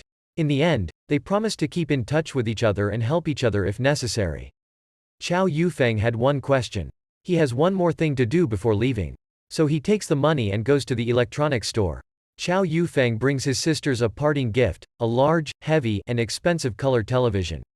Bringing the TV into the house, he asks Yuna to help him. Chou Yufeng calms his breath and wipes the sweat from his forehead. Sister Yuna says that she will bring him a glass of water to quench his thirst. And late in the evening, Chou Yufeng communicates with his sister and solves financial issues. He says that tomorrow morning he will leave for the city of Zhihai. The sister is surprised by the news. At the same time, he takes only 500 yuan with him. And he leaves the rest of the amount of 3,500 to his sisters and little brother to live on. The sisters doubt that for 500 yuan, Chou Yufeng will live for a long time in a big and expensive city. To which the guy replies that he goes there to earn, not to spend, and he will definitely have enough for everything. In the end, Chou Yufeng decides to say goodbye to his little brother Zheng. But he has played enough during the day, is tired and is already asleep. The guy peeks into the bedroom to his snoring brother. She forgives him and wishes him the best. It's morning again. Once again, the nasty rooster crows on the roof of the barn. Waking up, Chou Yufeng packs a bag, clean linen, toothpaste, brush, towel, and a picture of a happy family where they were smiling with Zhang Xiaodu, not yet knowing what troubles awaited them in the future. On the way out of the house, Chou Yufeng is greeted by Chen Gita on a motorcycle. He happily greets his friend. He decided to make a parting call. He gives a gift to Chou Yufeng and drop him off at the train station. So Chou Yufeng gets to the station with all the conveniences. Here is the intercity station. The guys say goodbye on the platform of the bus station, wishing each other all the best and promising to keep in touch. Finally, Chen Gita wishes Chou Yufeng good luck and success in his plans to successfully conquer the big city.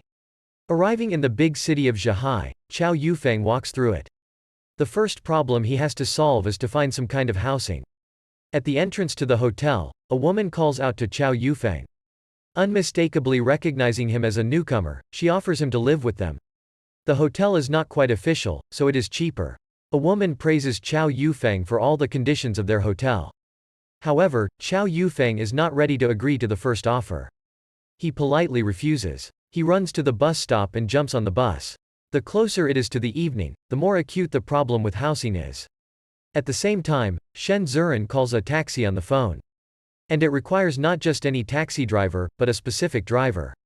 After standing at the entrance for a couple of minutes, Shen Zuran waits for a taxi. Sitting in the cabin, the girl communicates with the driver. It turns out that the taxi driver is a good friend of hers named Shi Zhang. They discuss Zhang Xiaodo. Shen Zuran tells Shi Zhang that Zhang Xiaodo was married, but is now single and looking for a new relationship. On the way, Shen Zuran decides to pick up Zhang Xiaodo. Zhang Xiaodo got a job in the library. And the taxi sets off. The working day is over. Shen Zuran greets Zhang Xiaodo. The girl is surprised that her friend came to her work. She asks the guys to wait for her outside. Moreover, Shen Zuran did not come to pick up Zhang Xiaodo on her own, but by the arm of a handsome taxi driver. Shen Zuran and the taxi driver stand at the entrance of the library, waiting for Zhang Xiaodo. Seeing Zhang Xiaodo coming out of the library, taxi driver Shi Zhang is impressed by her beauty. After all, the modest librarian is very nice. Shen Zuran wins. Shen Zuran was glad that the wait was over and Zhang Xiaodo had finally come out. You can go for a walk. The guys greet each other and get to know each other. And Shen Zuran suggests that we spend tonight going to the movies. Everyone unanimously loads into the car. Shi Zhang confidently drives the car towards the nearest movie theater. Suddenly, Shen Zuran notices an acquaintance on the sidewalk. And he asks the driver to stop. When the car stops, Shen Zuran opens the window and starts calling out to his acquaintance, a guy named Zhu Jun. He is very glad. He is very glad to meet such an unexpected meeting with young beautiful girls. Shen Zuran invites Zhu Jun to go to the cinema with them. If Shi Zhang was with Zhang Xiaodo, then Shen Zuran would be bored alone. And so it turns out to be two pairs, fun and good. Zhu Jun agrees and gets into a taxi. Inside, the guys get to know each other. But there's a problem. Zhu Jun had just started his job and hadn't received his first salary yet. That's why he's tight on money and can't afford to go to the movies. To which the rich taxi driver Shi Zhang says, "Don't worry, I'll pay for you. And if necessary, you will return the money later." This option suits Zhu Jun completely. He happily agrees, and promises to treat everyone present to lunch after receiving the first salary. Meanwhile, Chou Yufeng continues to look for accommodation and is very surprised by the prices of hotels in the city. 35 yuan per month is very expensive. To which the owner of the hotel replies that if Chou Yufeng has no money, he should not fool people, but go to spend the night in a flophouse. There, one night costs only 50 cents. 50 cents per night is more pleasant than 35 yuan per month. Therefore, Chou Yufeng is interested in the address of the nearest flophouse. However, for little money, he gets few comforts, in fact, just a bed in a large room. And the company is appropriate, some petty criminals. After asking where he can clean up, Chou Yufeng leaves his things on the bed and goes to the bathroom. While Chou Yufeng cleans herself up in the bathroom. He thinks that saving money is not a bad thing, but he also thinks that saving money is not a bad thing. And it is possible to suffer inconvenience temporarily. Only when he returns from the bathroom to his room, Chou Yufeng is in for a surprise. The bag he had left on the bed had mysteriously vanished. As soon as I went away for 5 minutes to wash my face, my clothes were already stolen. An impudent neighbor with a cigarette in his mouth smirks sarcastically. It's his own fault. There was no point in throwing his things anywhere. It's good that at least I took the money and documents with me to the bathroom. Otherwise, it would have been a disaster. At this point, Chou Yufeng hears a familiar voice asking if there are free beds for tonight. Turning around, Chou Yufeng recognized the bespectacled boy. It was Zhu Jun, the mayor and his former classmate. A very unexpected meeting. The guys happily rushed to meet each other. vying with each other to find out how someone's life turned out and how they ended up in this flophouse. Chou Yufeng kindly invites Zhu Jun to take the bed across from him. It will be possible to talk, and it will be more fun for the two of us. Chou Yufeng is surprised that Zhu Jun is spending the night with him.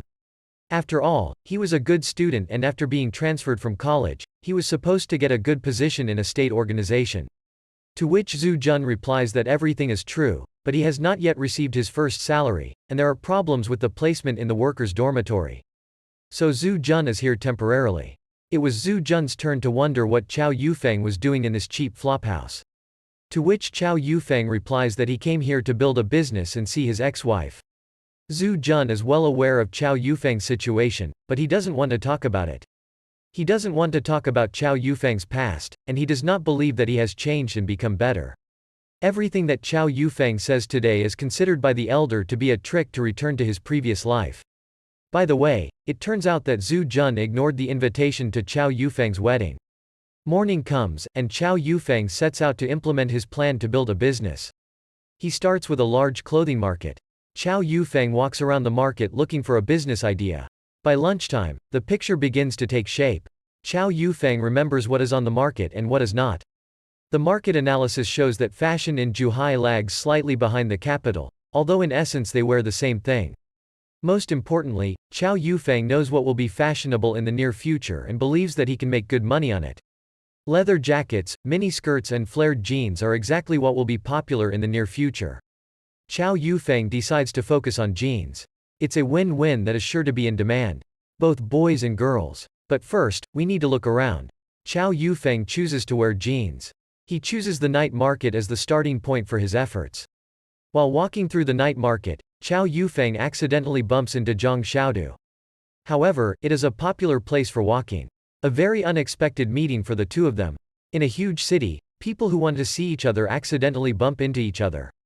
Recognition in the crowd causes a storm of emotions when meeting a once loved one. Chou Yufeng is very happy to meet Zhang Xiaodu and calls out to her. With a joyful greeting, saying that they have not seen each other for a long time, he approaches to meet the girl. Zhang Xiaodu doesn't share his joy and coldly replies that he hasn't seen each other for a long time. She is not alone here, but in the company of friends. They are taking a walk after going to the cinema. Chou Yufeng invites Zhang Xiaodu to treat her to dinner and talk to her at the same time. To which she refuses. Chou Yufeng doesn't back down. If Zhang Xiaodu doesn't want to have lunch together, then he just suggests that she go for a walk and hang out while walking. Shen Zuran comes to Zhang Xiaodu's defense. Like, you're already divorced, so get off her.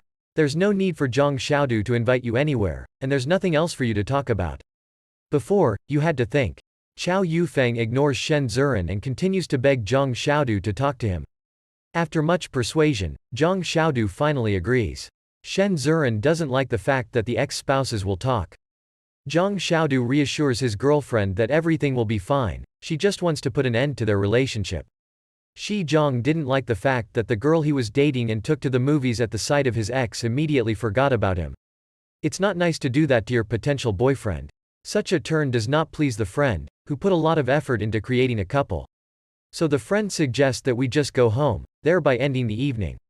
Shi Zhang was not entirely satisfied with this option, because he was counting on the development of relations with Zhang Xiaodu. Walking through the night market, Chou Yufeng pays compliments to his ex-wife. The divorce from him is a big deal. Although the divorce from him was good for Zhang Xiaodu, she rounded up in the right places and looked better. She is well fed by her parents. Zhang Xiaodu's rounded figure is not something she wants to discuss with her ex-husband. Gathering her strength, she begins a frank conversation with Chou Yufeng. The girl tells Chou Yufeng that the family has seriously taken up the arrangement of her personal life and is actively wooing her to different guys. Moreover, the insidious mother Zhang Xing uses her poor health to blackmail her daughter. And she has no choice but to follow the lead of her tyrannical father and his wife. Zhang Xiaodu does not go on dates because she wants to, but because her parents force her to. And the final blow to Chou Yufeng's hopes to bring her relationship with his wife back. Zhang Xiaodu reports that it is very likely that she will marry again before the end of the year. Chou Yufeng was shocked by the news. And when a couple was ready to go their separate ways, Chou Yufeng calls out to the girl. He grabs her hand, and he squeezes him tightly in his arms. This is followed by a passionate kiss, as in the distant past, when they were together. And they were younger and believed in a brighter future. And Chou Yufeng still can't gather his thoughts and formulate the words and feelings boiling inside him. But Zhang Xiaodu doesn't want to listen to anything. She believes that their relationship is over and they simply have nothing to talk about. Zhang Xiaodu recalls to Chou Yufeng all the bad things he did to her during the 2 years of their marriage.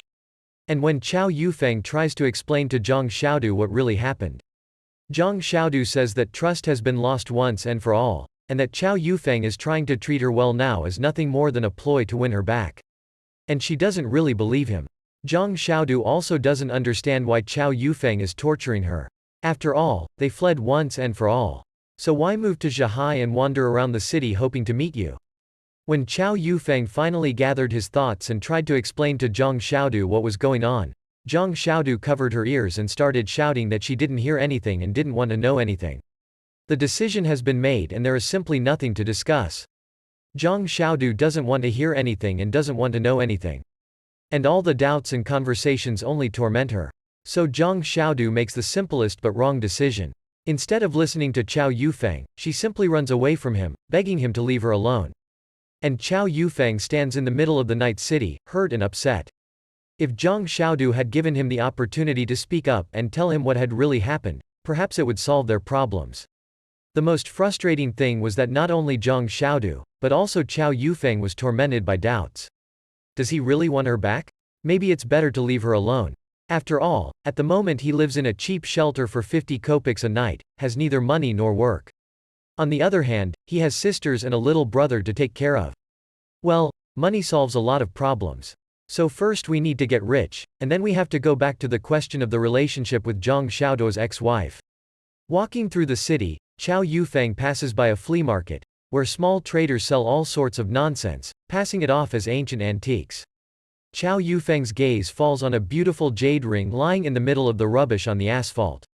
When Chou Yufeng takes the ring in his hands to examine it closely, the seller tries to deceive him by telling him that it is an ancient artifact from the Ming dynasty.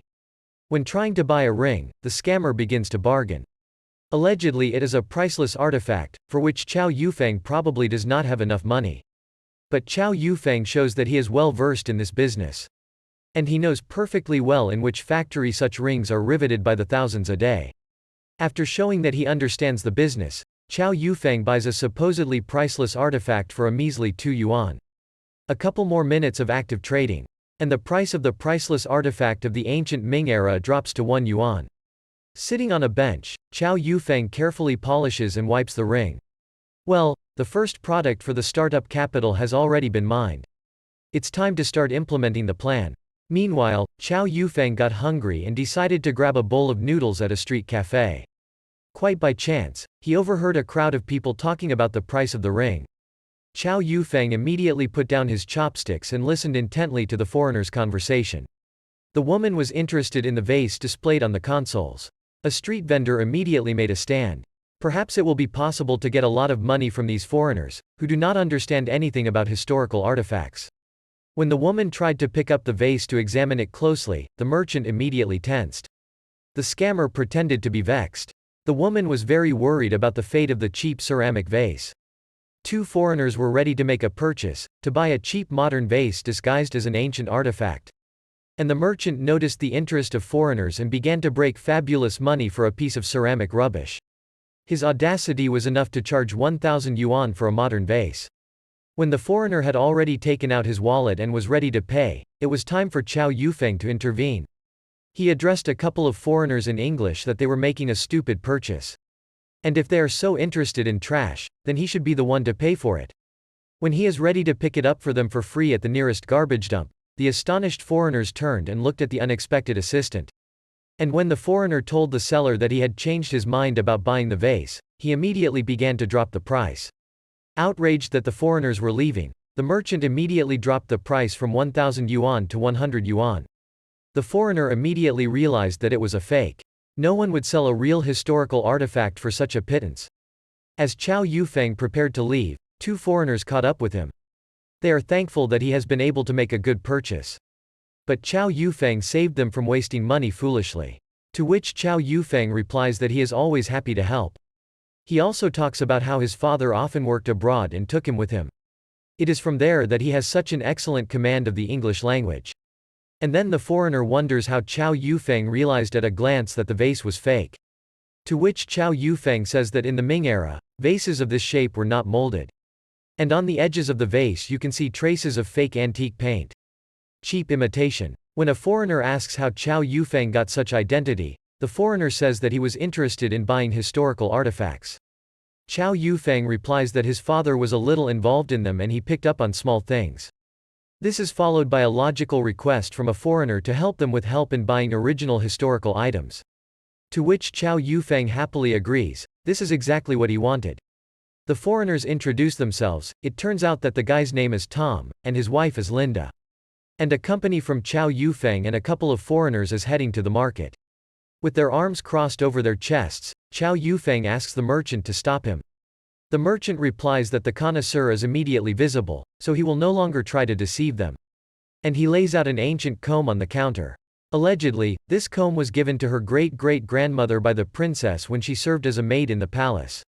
And since then, it has been passed down in their family from generation to generation. It's a beautiful story, it's a pity that it's fiction. Potential buyers carefully consider the comb presented to them. It has attracted the interest of foreigners. It really is a beautiful story. It really looks like an ancient historical artifact.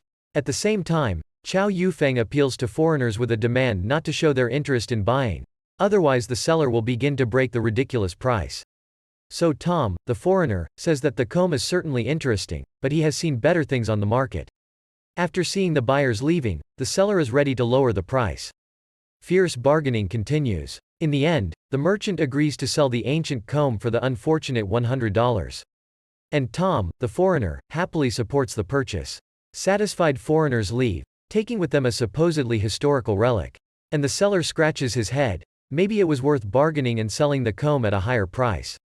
After completing the transaction and a walk through the flea market, the foreigner offers to treat Chou Yufeng to lunch in gratitude for her help with the purchase.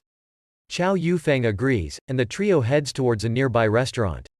While guests wait for their meals to be prepared, Linda, a foreigner, is grateful to her husband for the magnificent comb, which is sure to adorn her collection of ancient historical artifacts. Chou Yufeng adds fuel to the fire by saying that this comb is real and its real value is $1. So a couple of antiquity hunters saved $900 thanks to it. A foreigner is satisfied with $900. This is a fabulous amount that does not lie on the road. Chou Yufeng unobtrusively shows off the jade ring on his finger and says it's a pity. Foreigners wonder what exactly their assistant is sorry for, because it was a great deal. Chou Yufeng replies that if the comb is real, then it's a pity. If the comb bore the stamp of the craftsman who made it, the comb would be worth dozens of times more. But due to the fact that there is no stigma, it is relatively cheap. And then the artifact hunter's gaze falls on the jade ring that glitters on Chou Yufeng's finger. Foreigner Tom is interested in the value of the ring. To which Chou Yufeng replies that he doesn't know how much it costs. All he can say is that he bought the ring in a provincial Chinese village very far from the capital for 1,000 yuan. And the man who sold it to him said that it was an ancient ring with a long history. The foreigner says that it was made in China. The foreigner asks for permission to look at the ring carefully. And Chou Yufeng graciously agrees. Foreigners really like the sight of the jade ring from Chou Yufeng's finger. And Chou Yufeng replies that of course the ring is funny, but it is not particularly valuable to him. So, I plan to wear it for a while until it got boring, and then sell it if necessary. Hearing that Chou Yufeng was ready to part with the ring, the foreigners immediately got excited and suggested that Chou Yufeng should not wait until he got tired of the ring, but sell it right now. The foreigner says that he doesn't understand why they liked the ring so much. And why they were so excited about buying it. Well, yes, if you want to sell, don't show your interest. The couple of Tom and Linda insist that they were very excited about buying this ring. Well, if that's the case, then Chou Yufeng is willing to part with the jade ring for 1 yuan without any problem. If foreigners liked the ring so much, he was willing to sell it for the same money he bought it for, a miserable 1,000 yuan. Chou Yufeng has great respect for people who come from abroad and is willing to sacrifice his own benefits for the sake of good relations. After pulling off a stunning deal and earning 999 yuan on a cheap jade ring, Chou Yufeng returns home to a flophouse. And there he meets the elder Zhu Jun, who is lying on the bed and reading. Upon seeing Chou Yufeng, Zhu Jun immediately puts the newspaper aside and pretends to be sleepy. Chou Yufeng keeps Zhu Jun awake and asks what kind of man was in their company yesterday. But Zhu Jun doesn't want to answer. He considers Chou Yufeng a scoundrel who is unworthy of communication in general and his magnificent wife in particular. Chou Yufeng insists. He shakes Zhu Jun's shoulder and demands an answer. Enraged, Zhu Jun replies to Chou Yufeng that it's none of his business. He had been divorced from Zhang Xiaodu for a long time, and there was no need to follow her anymore. But Chou Yufeng still insists on answering what kind of man was with Zhang Xiaodu yesterday. So Zhu Jun had no choice but to reply that it was the taxi driver Shi Zhang. Chou Yufeng is surprised that Zhang Xiaodu changed him to a simple taxi driver. But, it turns out, taxi drivers make very good money in this city. The cash profit of a taxi driver is equal to the monthly salary of a civil servant. After earning 1,000 yuan from the Jade Ring, Chou Yufeng already has start-up capital to start a business. He takes a train to the city of Guanay, a place where the trade of the entire region is in full swing. The local market of Guanay is 3 times the size of the market in the city from which Chou Yufeng came. However, there are still 2 hours before the market opens, so Chou Yufeng just sits on the asphalt under the street pole to wait for the opening. After taking a nap for a couple of hours, Chou Yufeng goes to the market, which is already full of buyers and sellers. Trading is in full swing, and trades are being executed at a blistering speed. Chou Yufeng needs to speed up if he is going to buy a good product today. In the middle of the market, Chou Yufeng finds himself in a brisk jeans trade. It turns out that jeans were much more expensive in the 80s than they were in his time. And a big price means a big profit. It is more profitable to trade diamonds than sunflower seeds. So Chou Yufeng approaches the seller and asks, "How much will a wholesale batch of 50 pairs of flared jeans cost?" The seller tells him the price. And it is logical, the larger the batch of goods, the lower the price per unit will be. To save money and buy cheaper jeans, Chou Yufeng comes up with a clever combination. Writes an ad about someone who wants to buy cheap jeans. And he collects money from those who wish to do so that he can get just 100 pairs. He is immediately approached by customers who, like him, want to save money. Seeing the crowd, a couple more people show a desire to join. So Chou Yufeng can easily recruit people and money to buy the right amount of goods. After collecting money from customers and writing down who needs how many pairs, Chou Yufeng heads the company to a wholesaler. And the game is almost over. If Chou Yufeng had waited a little longer, he might have been left without any goods at all. And then an idea popped into Chou Yufeng's mind. He doesn't want to wait and shouts to the seller that he has a wholesale purchase. And it shows the currency received yesterday for selling the ring. The seller is completely satisfied with this situation. Instead of selling 1 or 2 pairs, he lets the wholesale buyer go ahead, who takes 105 pairs at once. That's it, the deal is closed and it's time to settle accounts with those who helped Chou Yufeng take jeans in bulk. Well, here comes another comrade who needs 1 single pair of jeans. Maybe Chou Yufeng would do well to change into the jeans he was going to sell. After finishing his shopping, Chou Yufeng takes the train back to Jihai and goes to the local market. He asks the administrator of the market, Chen Yigo, to allocate him a place. And in order for the administrator to favor him, Chou Yufeng treats him to cigarettes. A pack of cigarettes helps to establish a good relationship with the administrator Chen Yigo, so he agrees to give Chou Yufeng a good place in the market. Chou Yufeng is a good friend of Chen Yigo. And he sends it to the administration to be registered. After settling the formalities, the businessman carries a box with goods. A few hours of hard work and everything is ready to start bidding. All the jeans I bought are neatly hung on hangers and waiting for my customers. Meanwhile, in the restaurant, a group of young people gathered for a gala dinner. Shen Zuran introduces his taxi driver friend Shi Zhang, a potential suitor for Zhang Xiaodo. Zhang Xiaodo is happy to meet a potential suitor. And another guy who also came to the gala dinner is Liang Wenbin, a former high school classmate who recently moved to the city to work in an equipment factory. The guys immediately begin to measure who of them earns more.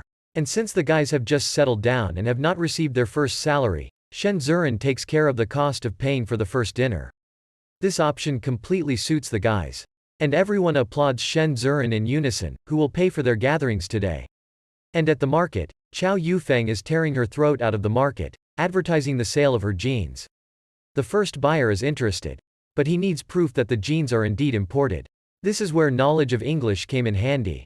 Chou Yufeng in English begins to prove to the buyer that jeans are sewn in this style and from such material only abroad. After the first buyer, there is a second, and a third. The jeans are good, sturdy, and everyone likes it. And Chou Yufeng tries his best, praises his product, they say, direct deliveries from the manufacturer, excellent quality and low price. Only 100 yuan. The guy understands in advertising and offers a lot of money. This is a pretty girl a cunning move.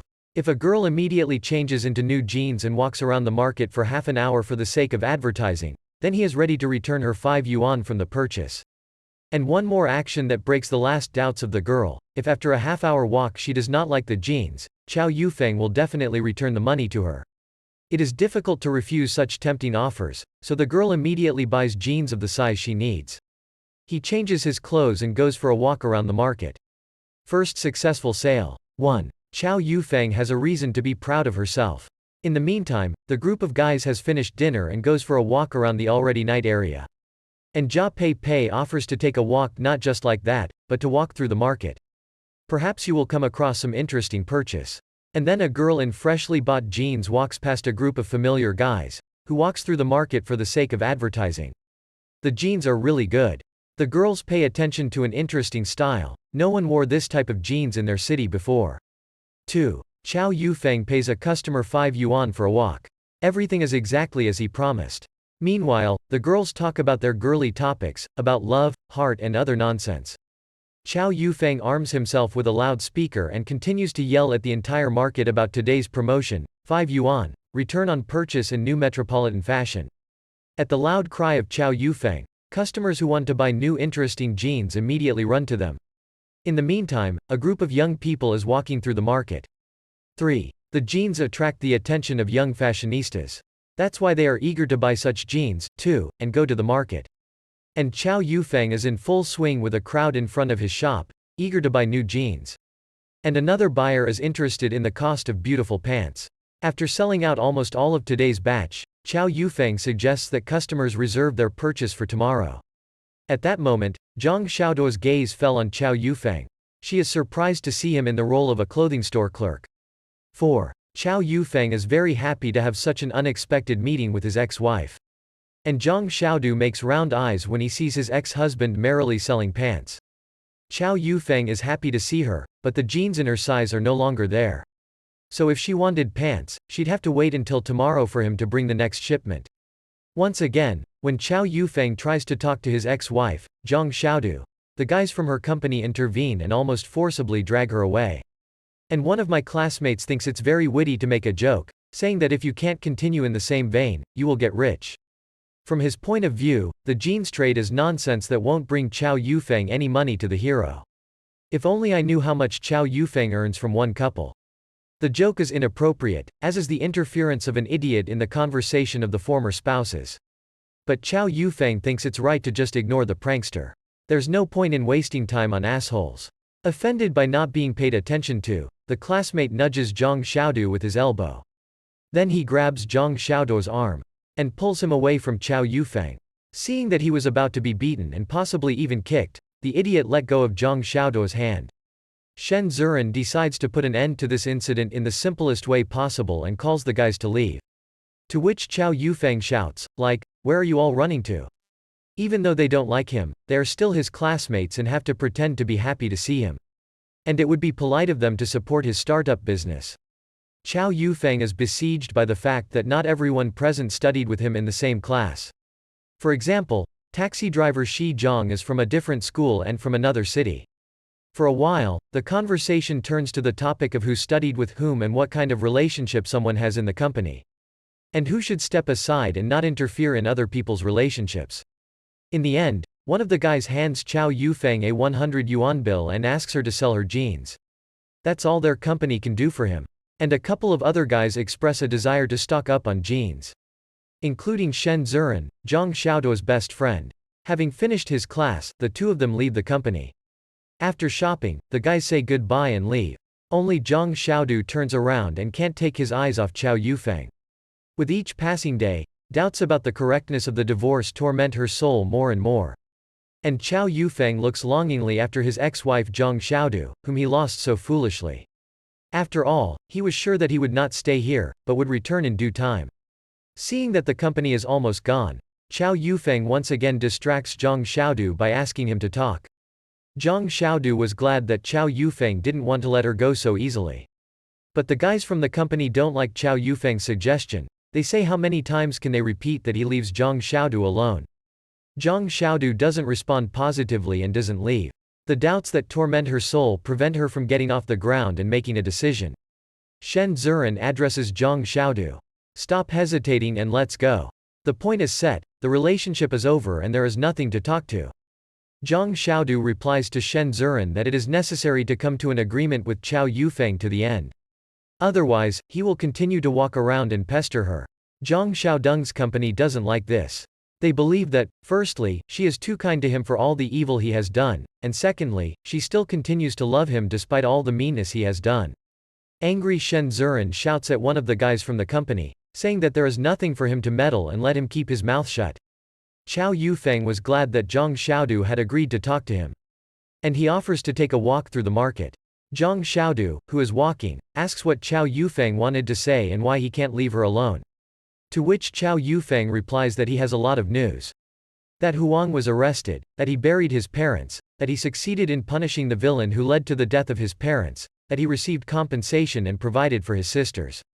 He also said that his younger sister had successfully passed her exams and was planning to move to Zhuhai to attend university. But it doesn't matter. The important thing is that Chou Yufeng has a good business and has earned a large amount of money in just one night. Therefore, if Zhang Xiaodu changed his mind and wanted to return to him, she would never worry about what food to buy again. Zhang Xiaodu couldn't understand why Chou Yufeng couldn't accept that they were already divorced. She is pleased that he has not yet put an end to their relationship. On the other hand, if he had let her go, it would have been easier for her to make sure that she had made the right decision. The guy says that he is happy that he has not yet put an end to their relationship. Therefore, Zhang Xiaodu asks Chou Yufeng to return to the small town he came from and never come near her again. Chou Yufeng strongly disagrees with Zhang Xiaodu. He still believes that they will be able to mend their relationship again. Chou Yufeng laughs hysterically at the absurdity of the situation. Chou Yufeng took Zhang Xiaodu's words as a joke. She can't seriously talk about marrying someone else. After all, in fact, they love each other and everything will be fine for them. We see the kids on Zhang Xiaodu's shoulders and warns Zhang Xiaodu not to even think about marrying anyone else. Zhang Xiaodu immediately burst into tears. Could it be that Chou Yufeng plans to chase her until she dies and won't let her go? To which Chou Yufeng replies that he foolishly allowed her to leave once, and he will never give her a second attempt in his life. Seeing the tears on Zhang Xiaodu's face, Chou Yufeng suggests that she turn the page and start all over again. Go to a government office right in the morning and get married again. Zhang Xiaodu burst into tears like a little girl. She has nothing to say, and Chou Yufeng offers to just walk her home. But Zhang Xiaodu doesn't want Chou Yufeng to see her off, and she just silently turns away from him. And Chou Yufeng says in the back of the girl that he actually knows what she is worried about. In his mind, he says that he is ready to continue the battle for Zhang Xiaodu until the very end. And to break down all the barriers built between them, because it is not in his nature to give up. When Chou Yufeng is done with his love affairs, he returns to the store and analyzes how the sales went. It turns out that small and medium-sized jeans sold out the most. Therefore, it is necessary to urgently replenish their stock, otherwise tomorrow there will be nothing to trade. Again a train ride to Guanay and again a well-known denim wholesaler. This time, Chou Yufeng is already moving into the category of regular customers and receives a corresponding discount. He no longer needs to go to the store to buy clothes, but he has to go to the store to gather other buyers to finish off the number of up to 100 pairs. As Chou Yufeng discusses the details of today's purchase with the wholesaler, someone calls out to him. Turning around, Chou Yufeng sees a guy in a green shirt greeting him in a friendly manner. This is one of the people he teamed up with yesterday to buy wholesale jeans. The guys get to know each other. The guy with the green shirt turns out to be working for a company and is walking around the market trying to find out what is possible and what is fashionable and what orders to place at the factory. His name is Brother Su, and Chou Yufeng is surprised that a person with such a cool position is so friendly and open. Brother Su proudly says that he works for a large international company and says its name. Chou Yufeng knows the name of this company well. She is so cool and successful that she has survived all the years that have passed and worked until this time. Chou Yufeng is glad to meet such a cool comrade and invites him to take a walk. So, for the sake of a good acquaintance, Chou Yufeng gives his new acquaintance a secret that flared jeans will be at the peak of fashion, and their sales will only grow. However, Brother Su tells Chou Yufeng not to rush to rejoice. Because as soon as the demand exceeds some limits, there will be cool market players who will want to make money on a fashionable product. Chou Yufeng replies that he is well aware of the laws by which today's market operates. And that the main thing is to leave the fashion topic in time, before the big market players kick you out by force. When a price war begins, the main thing is to keep your nose to the wind and dump illiquid goods in time. There is a scandal in the house of Chou Yufeng, and it is a scandal in the house of Chou Yufeng, and it is a scandal in the house of Chou Yufeng's ex-wife. Zhang Yongguang is unhappy that Chou Yufeng doesn't want to leave his ex-wife alone and throws the glass on the floor in anger. Meanwhile, Zhang Xiaodu, unaware of the discussion of her personal life, returns home. Zhang Yongguang has something to say to his dissolute daughter Zhang Xiaodu. His father is unhappy that Chou Yufeng has moved to their city, and asks Zhang Xiaodu when this happened. The girl replies that Chou Yufeng moved to Zhahai only 2 days ago, and is already engaged in business. Zhang Yongguang replies that Chou Yufeng is furious. He believes that Chou Yufeng moved to Zhahai only to ask his daughter for money. But Zhang Xiaodu replies that Chou Yufeng doesn't need any money, he is engaged in business and just wanted to talk to her. Brother Zhang Xiaodu intervened and shut up. Her behavior made her father very angry, and he wondered what Chou Yufeng was talking to her about. And mom resorts to her signature number, clutches at her heart. Like, daughter, you shouldn't have listened to me when I told you not to marry him. Zhang Xing offers to simply pay off Chou Yufeng by offering him money to leave Zhang Xiaodu alone, to which the brother angrily replies that it won't work.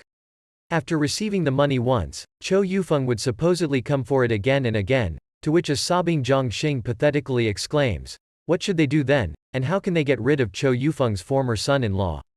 Zhang Xiaodu reassures his mother. Let her not worry and take her medication on time. She'll make sure to sort things out and figure everything out.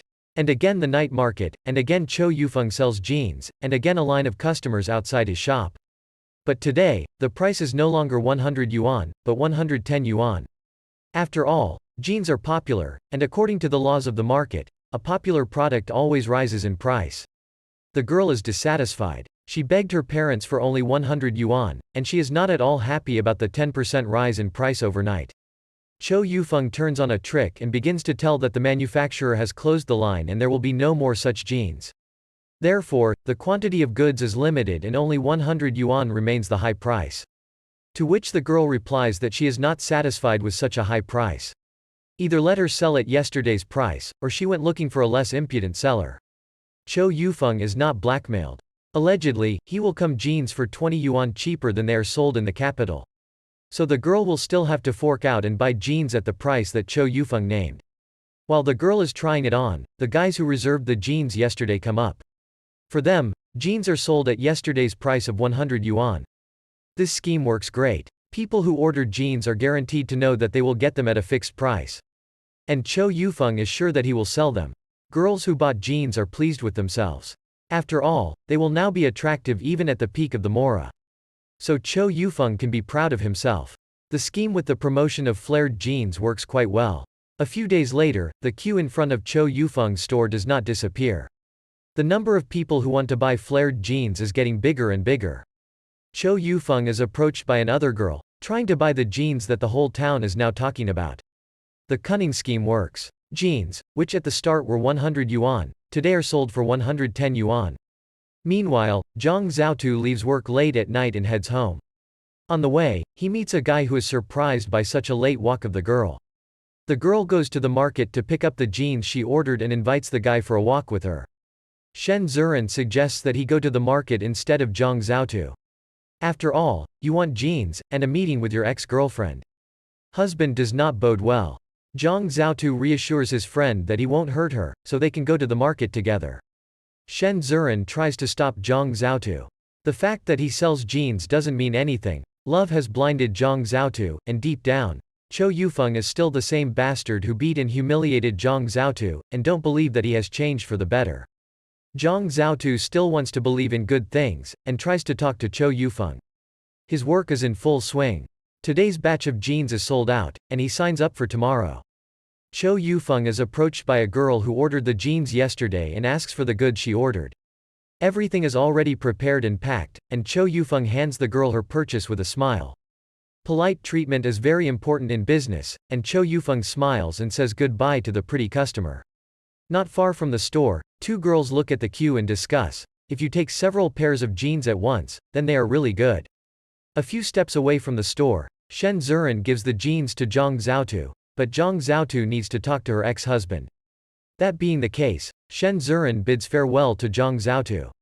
Let them talk. So Zhang Xiaotu walked up to Chou Yufeng and called out to him. Chou Yufeng is very happy to receive such an unexpected visit. After all, just a couple of days ago, she asked to be left alone and said that she would never talk to him.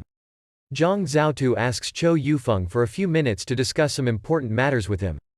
Chou Yufeng begins to apologize to Zhang Xiaotu for being too insistent yesterday and perhaps offending her. Chou Yufeng vows that it won't be like the past when he caused her a lot of trouble and hurt her a lot.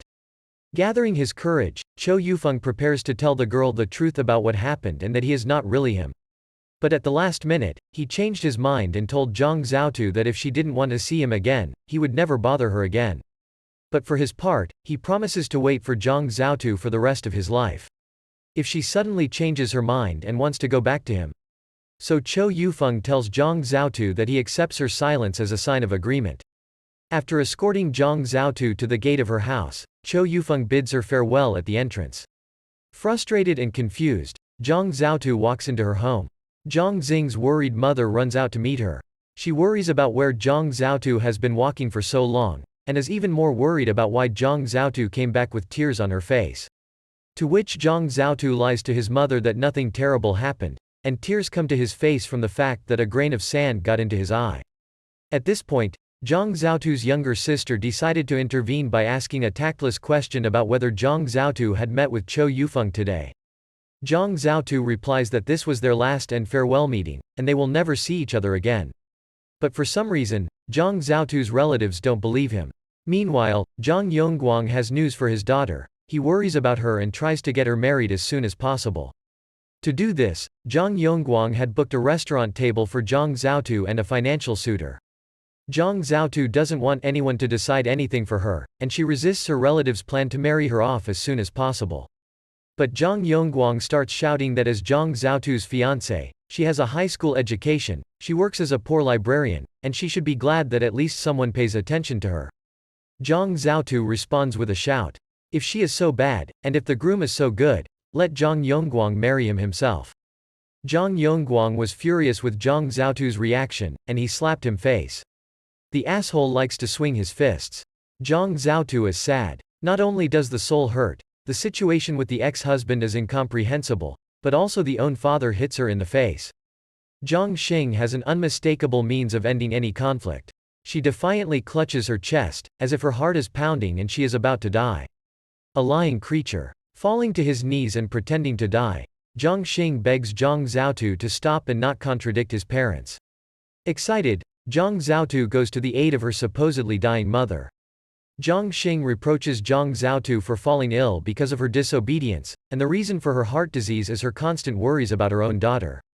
Therefore, Zhang Xing begs Zhang Xiaotu to stop being naughty, to obey his parents, and do as they say. So Zhang Xiaotu's corner is that the cornered girl has no choice but to agree with her mother. And Zhang Xiaotu squeezes out a promise to obey for his parents. Meanwhile, Chou Yufeng continues to trade in jeans. After the youth, the older generation became interested in such high quality and interesting trousers. They also want to be stylish and beautiful. A group of guys couldn't find a better place to go for a walk than the night market. Zhu Jun tries to joke about how selling jeans is ridiculous and that Chou Yufeng could do something more serious. For example, go into public service. Shen Ziren calls out to Chou Yufeng, saying, "What is he doing here?" And Chou Yufeng, standing on the street near the hanger of jeans, says that he actually sells here. Shen Ziren pays an ambiguous compliment, saying that she is so beautiful in his jeans. Such hints don't sit well with Zhu Jun. They say that the fact that Shen Ziren is wearing jeans bought from Chou Yufeng does not mean that she is the most fashionable and beautiful of the entire company. Chou Yufeng catches Zhu Jun not to speak so ugly about his former classmates. And he quickly besieges Zhu Jun, whom he thinks too much of himself. There's nothing to criticize the jeans that the whole city is hunting for. And there's absolutely no shame in selling pants. Allegedly, Chou Yufeng's profit is only 2 yuan per pair, and he works hard day and night to earn a piece of bread. The fact that Chou Yufeng earns only 2 yuan per pair was of great interest to Shen Ziren, who began to count Chou Yufeng's income. So when Chou Yufeng is done talking to his acquaintances, he picks up a hanger of jeans and goes to the market. Chatter is chatter, and work won't do itself. Shen Ziren suggests that Zhu Jun should not waste time communicating with Chou Yufeng. Meanwhile, Chou Yufeng, who is having lunch at the cafe, is approached by the administrator of the market, Qi Nigo. He begins to praise Chou Yufeng suspiciously. Chou Yufeng realizes that it is not nice to brag and begins to be modest. He generally earns pennies and does not know what is happening. Qi Nigo had come up to him for a reason.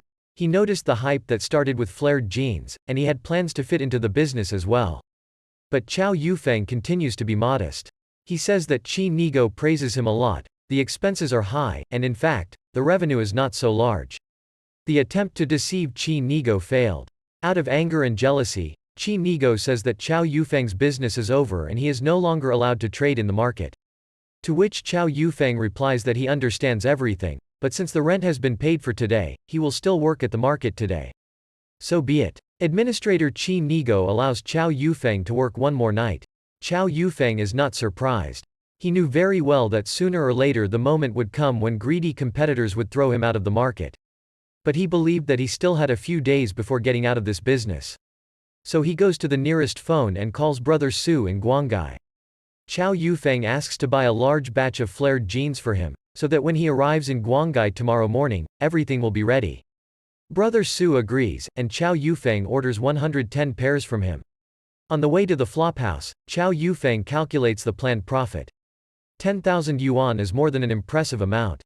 Qi Nigo angrily shouts at Chou Yufeng's back, if he decided to deceive him, he won't get away with it. Chou Yufeng walks down the evening street, carrying a hanger of jeans on his shoulders. He supposedly meets his ex-wife, Zhang Xiaodu. Chou Yufeng greets her indifferently and walks past. Zhang Xiaodu turns around in bewilderment, for Chou Yufeng had been trying to talk to her, trying to get her, and running after her everywhere. It turned out that Chou Yufeng was keeping his promise not to pester her again was very surprising and upsetting to Zhang Xiaodu. The next morning, Chou Yufeng arrives in Guanggai and goes home to his friend Brother Su. Brother Su is just having breakfast.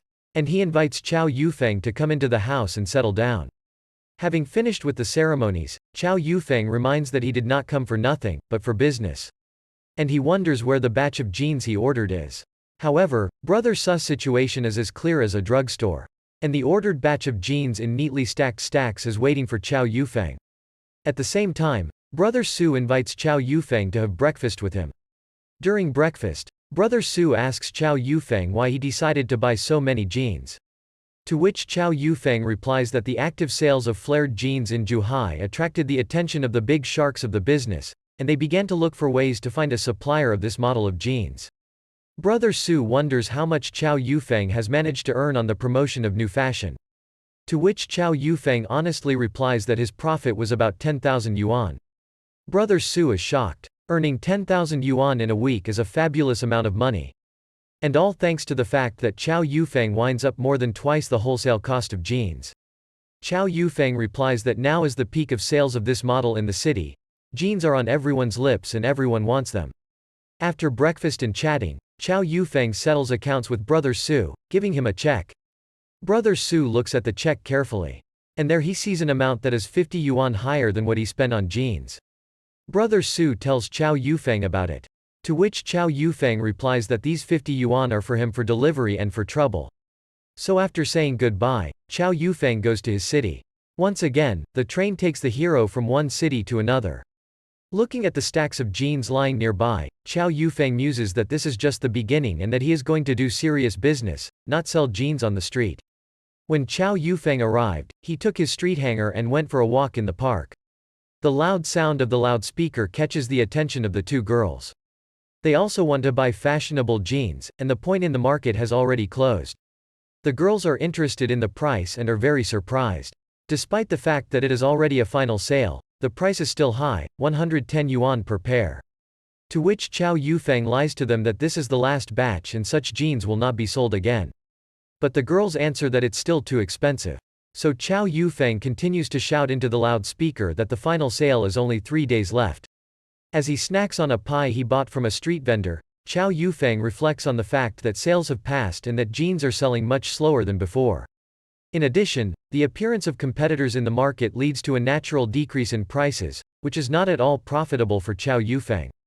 In the meantime, the friends sit at home and play a board game. The girls get bored with this game and one of them goes to do her makeup. Meanwhile, Zhang Xiaodu continues to sit at the table with a pale and sad look, not even trying to pretend that she is interested in playing. It turns out that Zhang Xing had made her happy not long before that one of the suitors was preparing to take Chou Yufeng on a date. And Chou Yufeng doesn't want to be passed from hand to hand like a thing. Especially to a person she doesn't like and doesn't want to be around, but Shen Zuran reassures her, no matter how much the girl likes the new fiancé. He's still better than her ex-husband, Chou Yufeng. And Chou Yufeng continues to shout into the loudspeaker, trying to sell the rest of his jeans. It stands firm and does not lower the price below 110 yuan. Meanwhile, Chou Yufeng is approached by Chou Yufeng's potential suitor, Li Rui, and buys a pair of size S jeans. Chou Yufeng is happy about the sale. Another -1 pair, even closer to the end of this business. Walking down the street, Li Rui meets the boys and introduces himself as Zhang Xiaodu's friend. As for Shen Zuran, while communicating with Zhang Xiaodu, he said that Li Rui wasn't so bad if he came to her house. For the newly minted cavalier, it turns out to be news. Zhang Xiaodu lives in this luxury apartment complex for the rich. Shen Zuran hands Zhang Xiaodu over to the boy, saying that they were going to go for a walk, but she has some business to attend to and let them go for a walk together. However, Li Rui suggests that the three of them go for a walk. As they talk, Chou Yufeng's voice comes from the street saying that there are 3 days left in the jeans sale. Li Rui says that as far as he knows, Chou Yufeng has been hanging out on this corner for days, trying to sell off the rest of his jeans. Suddenly, it dawned on Li Rui that the person he had just bought jeans from was the former Zhang Xiaodu. Zhang Xiaodu, seeing Chou Yufeng, throws Li Rui and moves towards him.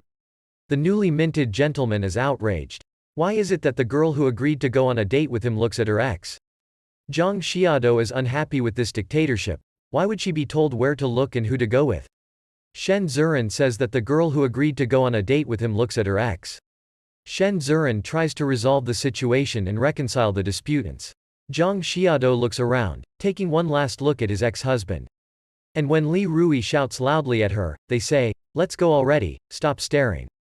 Zhang Xiaodu's patience is broken. Why would Li Rui yell at her and command her? Did the boy mess anything up? And in general, there is no need to limit her freedom. She will decide for herself where to go and whom to look at. Enraged, Li Rui yells at Zhang Xiaodu that he didn't want this date at all, only agreed to it for her father's sake. Zhang Xiaodu, on the other hand, was a pathetic librarian who had already been married once and had been abandoned by her husband. Interesting news. Seeing Zhang Xiaodu being yelled at, Chou Yufeng suggests that she drop the asshole and walk up to him. Unlike the new cavalier, Chou Yufeng won't do her any harm. And he won't yell at her in the middle of the street. When Zhang Xiaodu approached Chou Yufeng, he asked her to put on his bag. Such a symbolic gesture, like they are together and he trusts her with his things. So Chou Yufeng continues to yell into the loudspeaker that he is selling jeans, and as Zhang Xiaodu is standing next to him, holding a bag with a cash register on his belt. So the offended Li Rui, holding the pair of jeans he bought, goes to his home. The date didn't work out, but at least I bought pants. Not bad either. In order to give Zhang Xiaodu a final stab, Li Rui declares that her chosen one is a beggar who earns 2 yuan from the sale of one pair. Instead of arguing with him, Chou Yufeng shouts into the loudspeaker that he earns only 2 yuan from a pair of jeans. And it helps. 2 women who were choosing jeans start shouting at Leroy, saying that there is no need to scold someone who is trying to earn an honest piece of bread. So the aunts pounce on Leroy for her ugly behavior. She puts on a suit, but behaves like a hooligan from the back alley. Auntie make another purchase for Chou Yufeng. And the second aunt, in order to help Chou Yufeng earn money, buys 2 pairs of jeans at once. A grateful Chou Yufeng politely gives them the jeans he bought and thanks them very much for the purchase. And the women continue to talk about today's mores and how young people have to work hard to earn some money. Chou Yufeng picks up the loudspeaker again and shouts that the last batch, the last sale, buy quickly before it's over. Aunties know how to advertise, and Chou Yufeng is approached by more customers. Looking at this, Xuanjiren and Xu Jun discuss when Chou Yufeng became so hardworking. Maybe he was replaced? Xu Jun and Xuanjiren say goodbye. After finishing the trade, Chou Yufeng and Xuanjiren return to the market. On the trading day, Chou Yufeng is counting the remainder beside Zhang Xiaodo. To date, he has sold 42 pairs of jeans. Not bad. So Chou Yufeng suggested that Zhang Xiaodo go home. It was getting dark and getting dark. Holding a hanger of jeans on his shoulders, Chou Yufeng escorts Zhang Xiaodo. They did a great job. Together, as it used to be. Zhang Xiaodo tells Chou Yufeng that the guy she went on a date with today was not her choice, but her parents forced her to. To which Chou Yufeng asks what the girl thinks about the gentleman imposed on her. Zhang Xiaodo replies to Chou Yufeng that she doesn't want to go on dates, just so that her parents don't have to worry. Oh well, Chou Yufeng replies, parents should be respected. He wished Zhang Xiaodo good night. Zhang Xiaodo arrives at home, where her family asks how the date with Li Rui went. It turns out that her brother also decided to visit them that evening. Allegedly, the brother came to his father to discuss some financial issues. My brother also got excited about selling flared jeans. After learning that Chou Yufeng buys jeans for 45 yuan and sells them for 110 yuan, he also decided to participate in this business and earn 55 yuan from one pair. The brother persuades his father to allocate money for the purchase. After all, in his opinion, this is a win-win option that will make them rich. But the father doubts, the jeans trade is a risky business. What is fashionable today is not needed for free in a month. Zhang Xiaodo's brother tells the father that his father continues to persuade his father. In his opinion, everything will be fine. Fashion is at its peak, and flared jeans are selling like hotcakes. In the end, he starts yelling at Zhang Yongguang. If Zhang Yongguang doesn't lend him 5,000 yuan for a wholesale purchase, he will get very angry.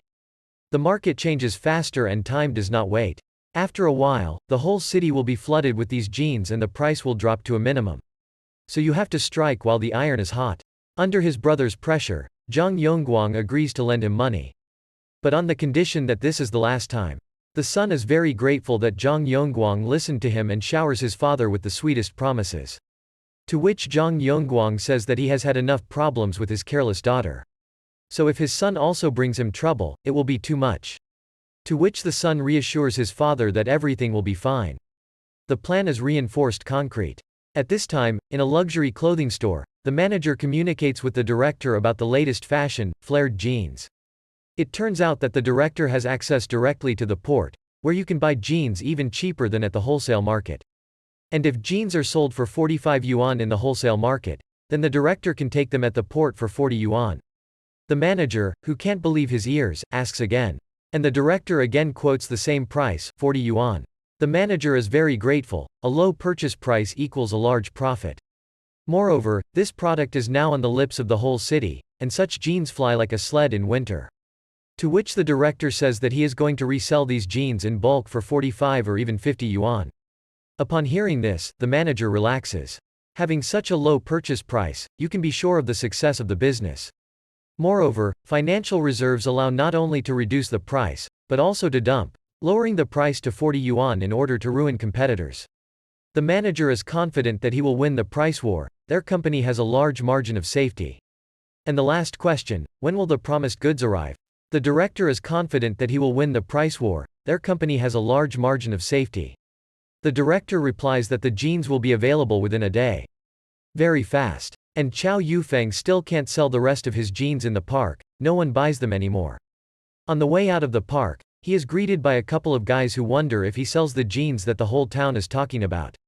The two girls are very happy to meet Chou Yufeng by chance and immediately buy 2 pairs from him.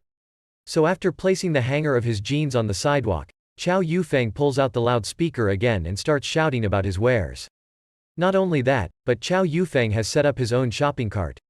He has a lot of clothes in his coat rack and is shouting into the loudspeaker under Zhang Xiaodo's house. She looks at him, looking out the window. In the meantime, female shoppers go shopping and ask for the iconic flared jeans. Salespeople are dissatisfied. If the manager found a popular product, they would ensure a good cash register for the company and a good salary for themselves. When the manager returns to the store, the salespeople swear at him. A lot of people are looking for flared jeans, but they are not on sale. Increased demand has caused the price to rise, and wholesale jeans now cost 50 yuan per pair. The manager is alarmed by such news. But still, for 5,000 yuan borrowed from his father, the manager bought 100 pairs in bulk. Key question: when will the ordered jeans arrive?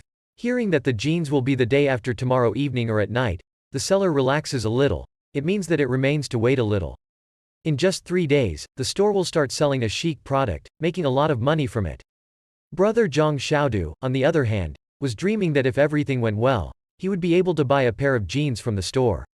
The seller said that he would be able to earn a month's salary by selling just 2 pairs of jeans.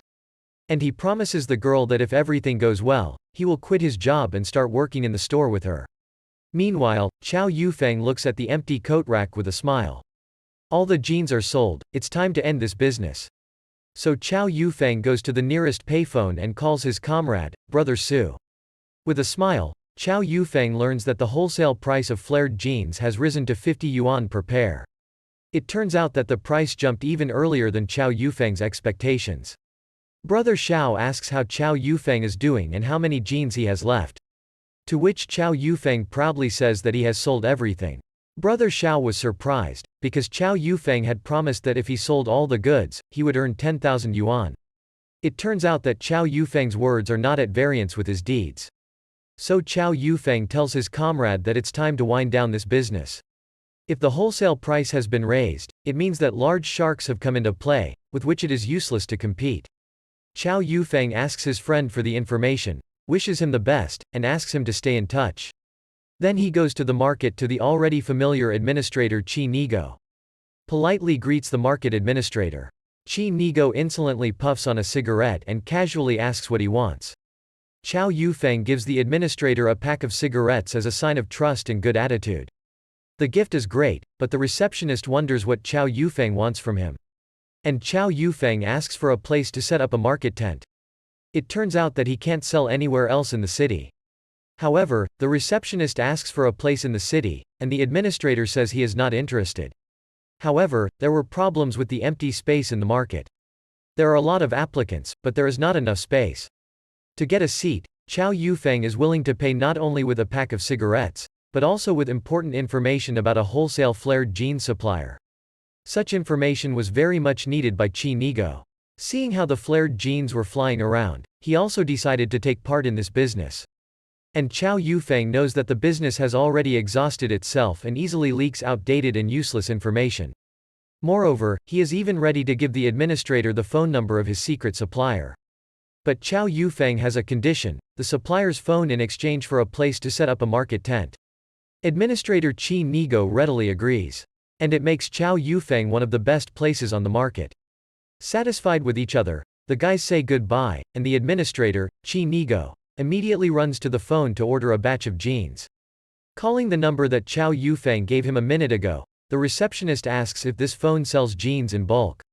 After solving the problem with the market stall, Chou Yufeng goes to the post office, where he writes a letter to his sisters and brother saying that everything is going well for him, his business is flourishing, he has money. And he asks his sister to think about this. She is going to go to the University of Zhihai. And in a small town, there is simply no one to leave a little sister and brother behind. Therefore, Chou Yufeng suggests that they move to Zhihai together. However, before offering the family to move, it is necessary to resolve the issue of housing. After all 4 of them will need to be moved to the little town where the family lives, and the money is needed to make the most of there. The director, who is the director of the team, tells Chou Yufeng that he will come in a few days, and that he would like to talk to his sister and brother. Kong Jinzhong was happy that the tea cutter remembered him and called him. He would gladly meet with Chou Yufeng and discuss everything. After having arranged a meeting, Chou Yufeng and factory manager Kong Jinzhong say goodbye.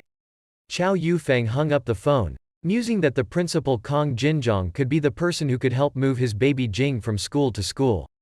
But for this, he will need to move her daughter to the kindergarten or school. Do you feel that? Make a small present. The next day, Chou Yufeng buys gifts, takes a train, and goes to visit his family. Approaching the sister's house, Chou Yufeng sees his younger brother playing outside with his friends. He calls out to baby Zheng, and when he sees his older brother, he immediately drops the game with his friends and rushes to meet him. Little Jung is very happy that there are a lot of sweets in the bags with gifts. To which Chou Yufeng reassures his brother, everything that is in the bags of sweets is all to him. When Chou Yufeng and baby Jung approach the house, the brother starts shouting loudly to call for the elder sisters. The sisters are also very happy to have Chou Yufeng return from the big city. And Chou Yufeng says that he warned his relatives about his arrival in a letter, but apparently the letter had not yet arrived. So the family stands at the stove and prepares a big delicious dinner. In the afternoon, Chou Yufeng tells the sisters that elder sister Yuna has graduated from high school, passed her exams, and is preparing to enter a university in the big city of Zhihai. The sisters are embarrassed by the transfer of baby Jung to another school. It turns out that it's not so easy to do. But Chou Yufeng reassures the sisters, he has thoughts about it. After lunch, Chou Yufeng goes to the entrance of the factory and waits for director Kong Jinjiang. At the end of the day, Kong Jinjiang goes outside and happily meets Chou Yufeng. After a joyful greeting, Chou Yufeng presents the director with the gifts he bought on the way. And they go to a restaurant to have a bite to eat, drink tea and discuss the news. Chou Yufeng explains to Kong Jinjiang his request to transfer baby Jung to a school in Zhihai. It turns out that after the elder sister Yuna moves to Zhihai, there will be no one to look after baby Jung and the younger sister. Therefore, the family will have to decide something with the move. After listening to Chou Yufeng, Principal Kong Jinjiang replies that there will be no problem with transferring to another school. He has the appropriate connections and will easily fulfill Chou Yufeng's request.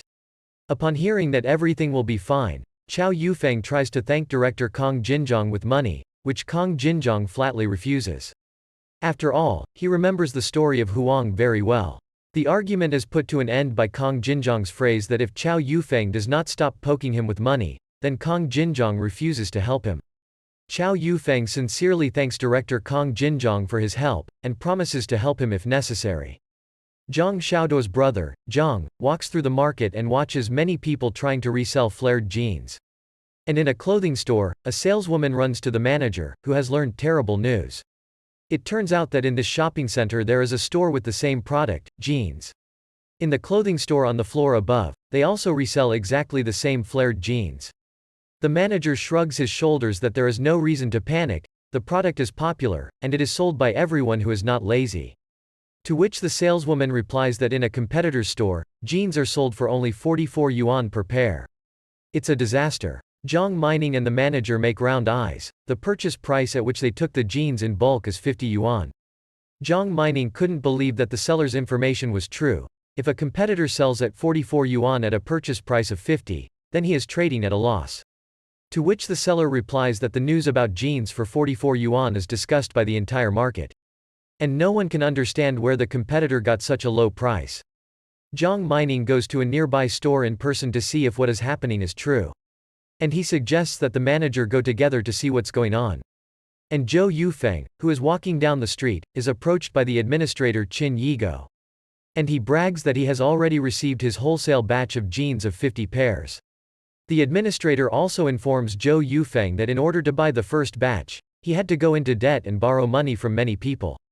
Qin Yigo asks Chou Yufeng to teach him how to sell jeans, what to say, how to shout, and how to lure customers.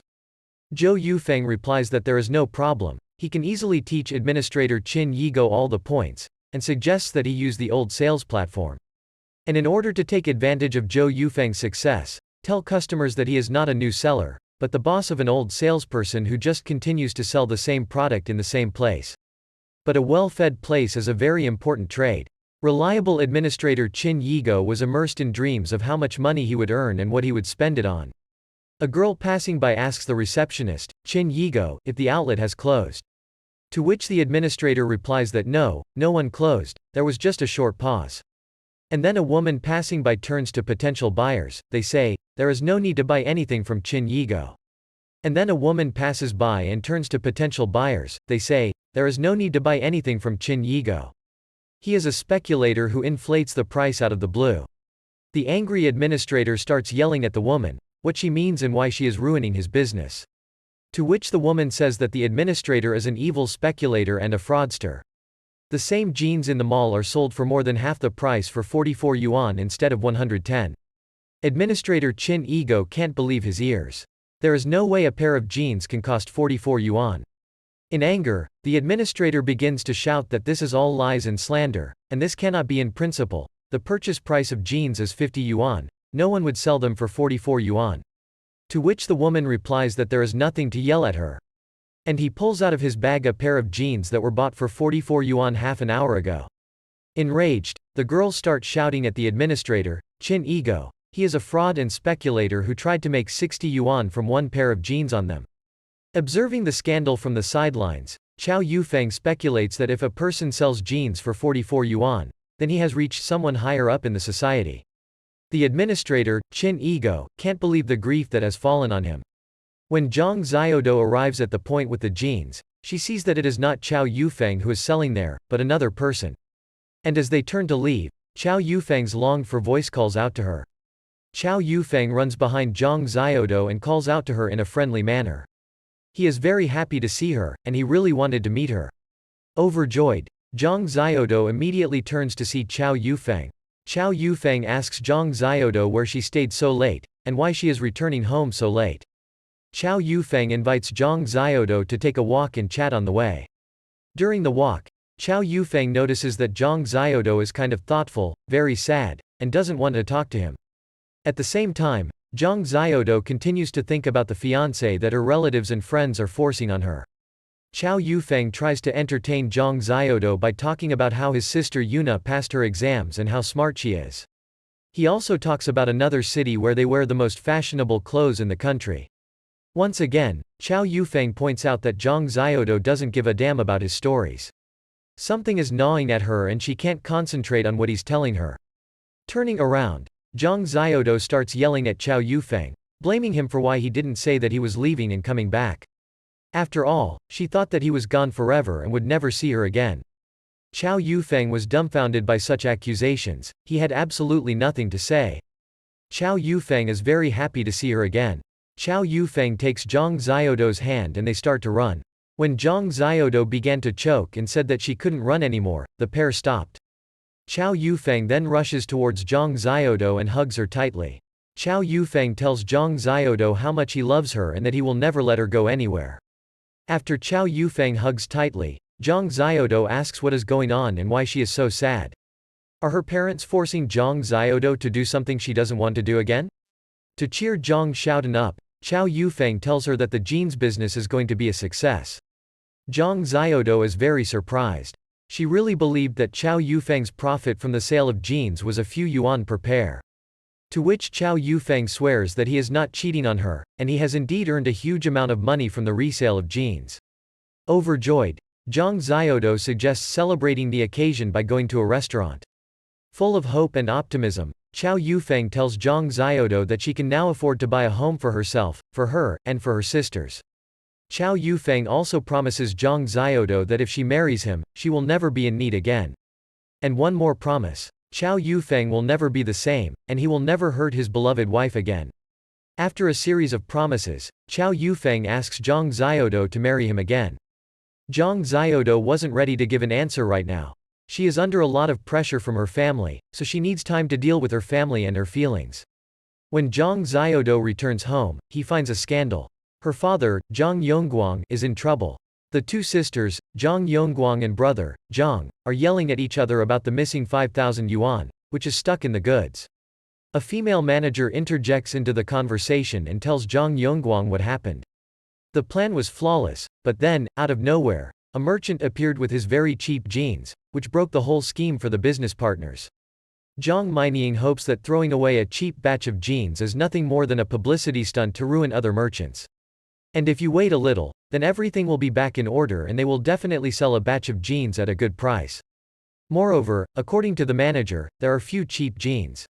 In a couple of days, they will be over and everything will be fine. Therefore, Zhang told Zhang Yongguang to calm down and just wait for a while.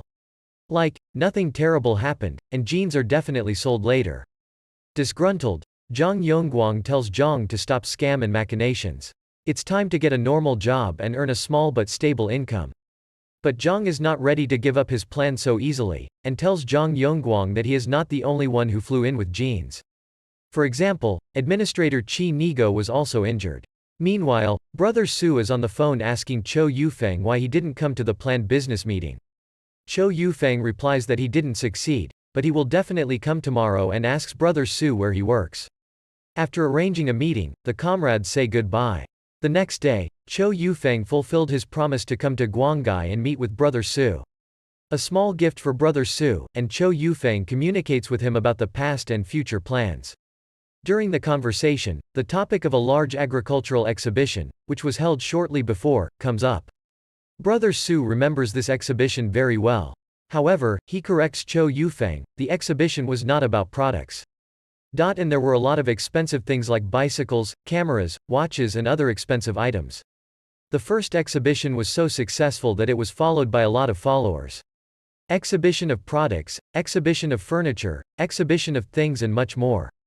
Chou Yufeng also says that there are many technical aspects while we're at it. Was even an exhibition of children's toys. Brother Su remembers vividly the first toy exhibition in the history of the country. And here Chou Yufeng makes a mistake, saying that next year's toy exhibition will definitely take place. And when brother Su tries to find out how Chou Yufeng knows about it, Chou Yufeng replies that it's just his guess and continues to develop the topic. That exhibitions are very cool for business, because they help to sell stale goods. Exhibitions are good because they bring a new stream to stagnant business processes.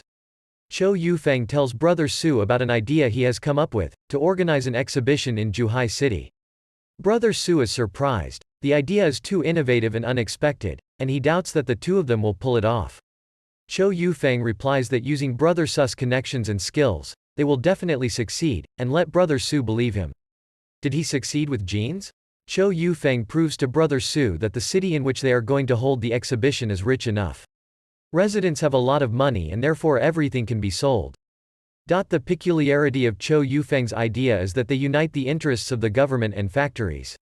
And the exhibition will benefit all participants.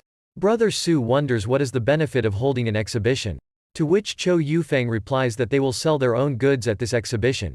And that you will find this exhibition are warm-hearted and see what to expect from them. Their benefit will be that the exhibition organized by them will lead to the appearance of many buyers who will buy the goods of the partners. Chou Yufeng is confident of success because the factories they invite to the exhibition will sell a different product, and there will be no competitors for their goods on the exhibition. The exhibition will be the eyes of the nodes of the futures of partnership. And there will be no competitors for their goods at the exhibition. Hearing all the details, brother Su was very happy. The plan is really great.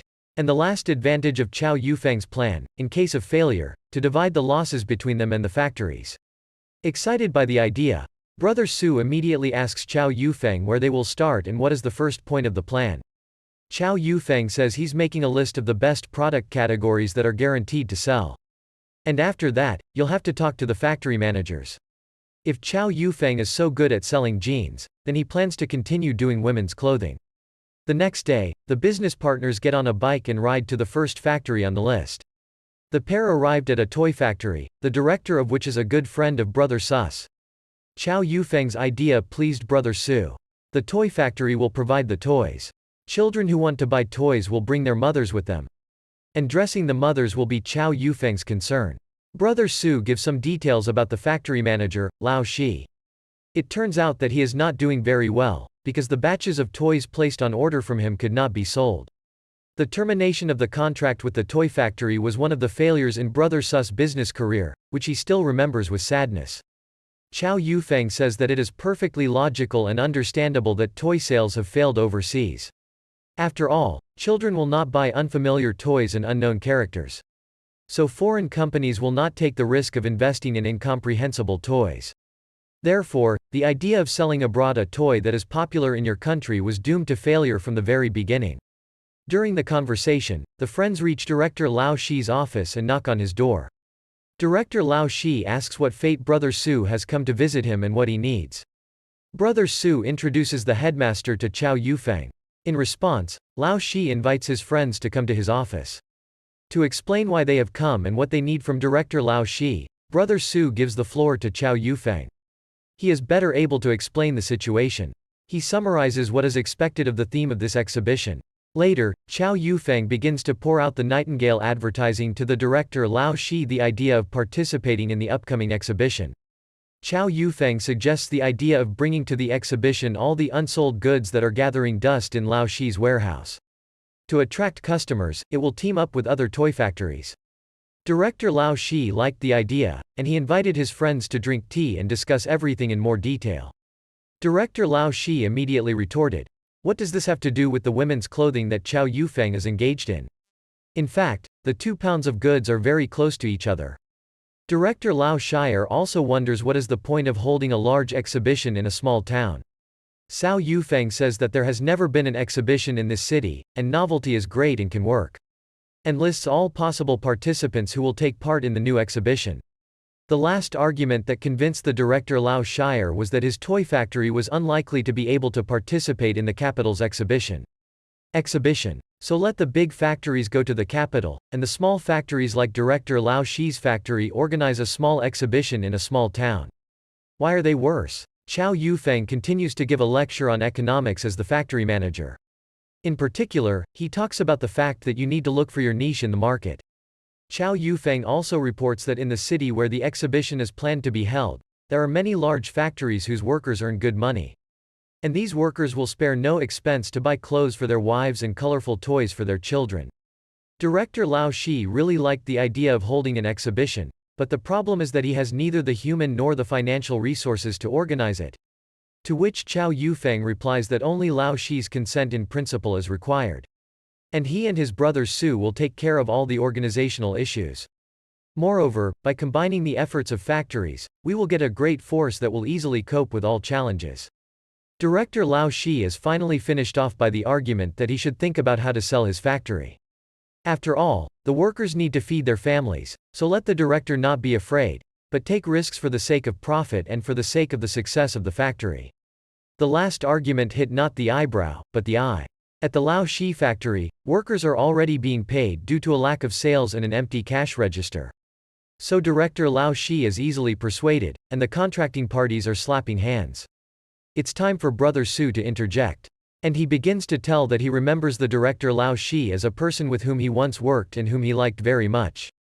To which the director Lao Shi replies that he is not offended by brother Su for the fact that the previous contract was disrupted and the sales of toys failed. Business is business. Satisfied parties, with faith, a bright future, with smiles, say goodbye. Director Lao Shi wonders how the directors of the other factories reacted to the invitation. And he calms down when he hears that other directors have also agreed to participate in the exhibition. The partners get on a bicycle and continue to work on the factory. They continue to visit all the nearest factories, communicating with the directors. The speech has already been prepared, so it is not difficult to convince other directors. That evening, a group of young people gathered at the restaurant to celebrate Shen Zuren's birthday. After greeting each other, the guys begin to find out how they are doing and what the news is. Lu Rui replies that he is not very good at getting a good job yet, but he categorically does not want to return to his hometown. Zhu Jun thinks of Chou Yufeng. According to him, Chou Yufeng has left the city somewhere and has not been seen for a long time. Allegedly, Chou Yufeng could not stand the difficult rhythm of life in a big city, gave up and fled back to the small town from where he came. Shen Zuren says that this is great news because Chou Yufeng will stop bothering Zhang Xiaodu. Hearing that it was Chou Yufeng at the table, Zhang Xiaodu's eyes filled with tears. Meanwhile, Shen Zuren begins to talk about how Chou Yufeng is a bad person who deceived his classmates. Chou Yufeng's fault is that he sold jeans to his classmates for 110 yuan. And today these jeans are sold for 44 yuan. So he earned 60 yuan from his classmates for a pair of jeans. To which Shen Zuren replies that it was for this money that she bought jeans, and this is their real value. The news that Chou Yufeng earned 60 yuan on a pair of jeans does not please the guys present. And Zhu Jun continued to giggle. If this was true, and if Chou Yufeng really made so much money, then why would he return to the small town? Allegedly, Chou Yufeng was just an employee who earned a couple of kopecks per pair. And all the profits went to his master. And the landlord continued to think that all the profits went to him. Zhang Xiaodu's patience breaks and she stands up defiantly. Shen Zuren was surprised by Zhang Xiaodu's outburst of anger. Zhang Xiaodu says that he is going to marry Chou Yufeng again. And if those present respect her, then let them stop telling nasty things about her chosen one. The entire company present froze in shock at such news.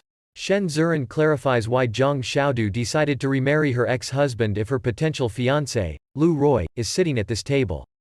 But what does Zhang Xiaodu say that she doesn't care about any invitees, and she is determined to marry Chou Yufeng again?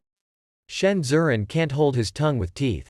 Zhang Xiaodu begins to remember how cruelly she was bullied by Chou Yufeng when they were married. Shen Ziren was adamantly against Zhang Xiaodu's decision. Zhang Xiaodu replies that it's all in the past. Chou Yufeng has changed and will never go back to his old way of life. Zhang Xiaodu is 100% sure that everything is going to be okay.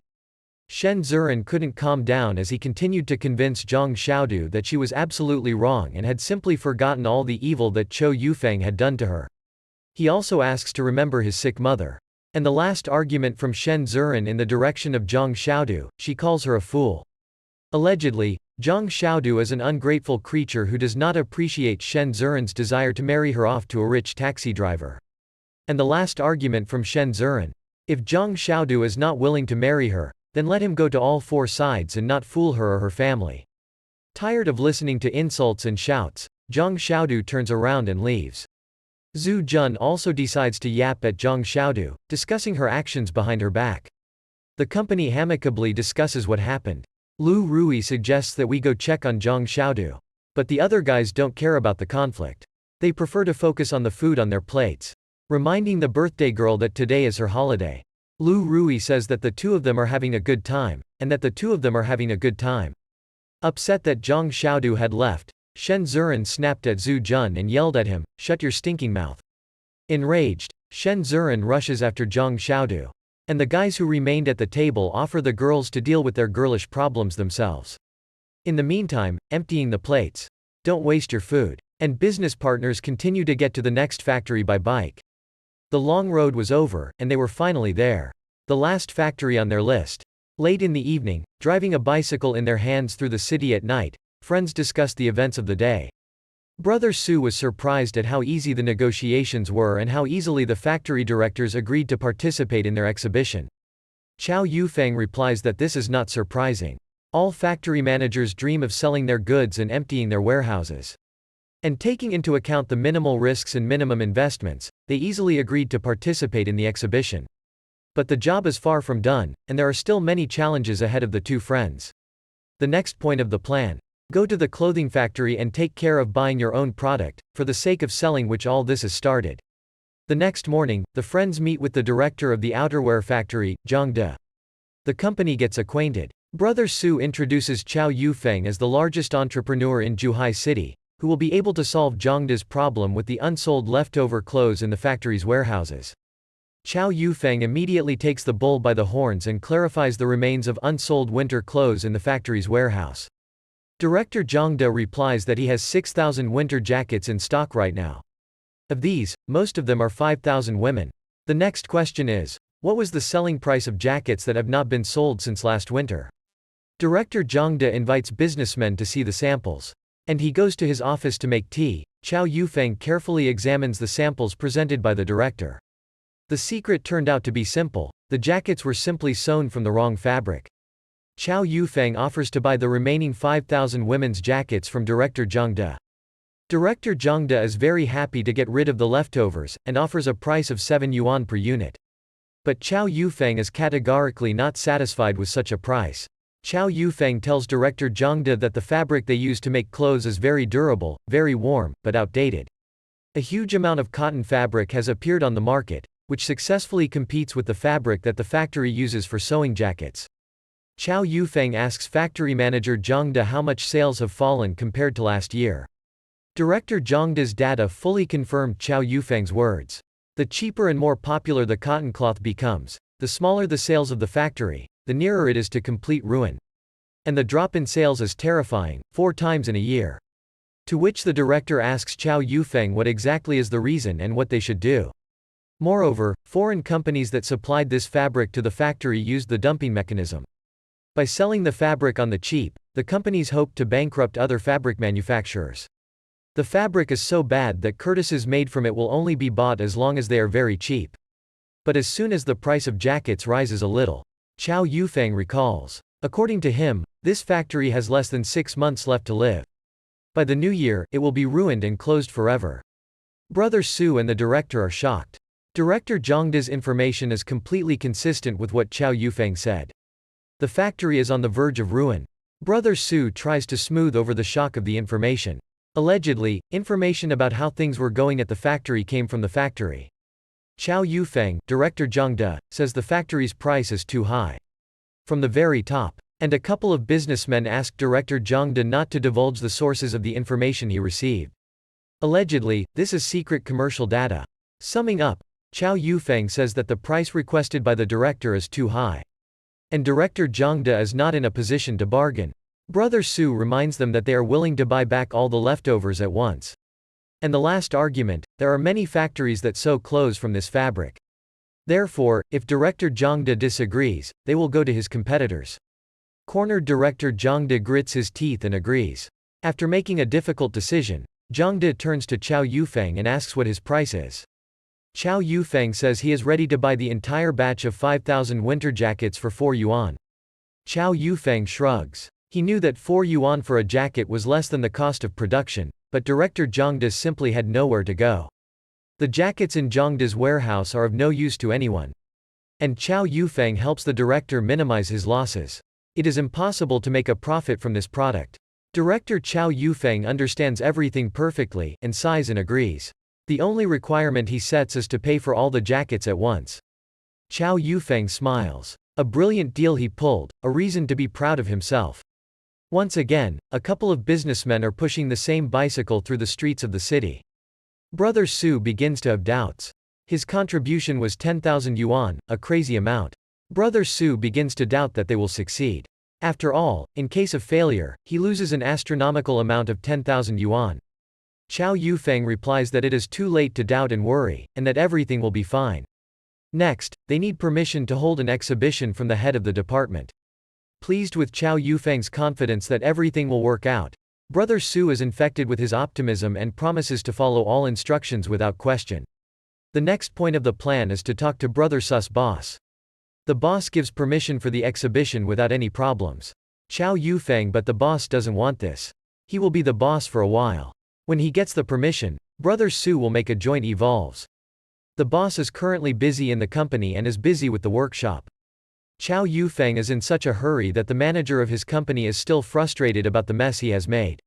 Should the boss have more help, I am not in a hurry. Brother Chou came to the shop at a time when the shop was closed. To the customer, the manager has agreed to solve the problem, but did not dare to complain about it. The next day, all the customers are ill and their partners have been killed. Satisfied, Zhang Mining bids farewell to the customer. Zhang happily counts the money. In 5 minutes, he earned his monthly salary at a full-time job.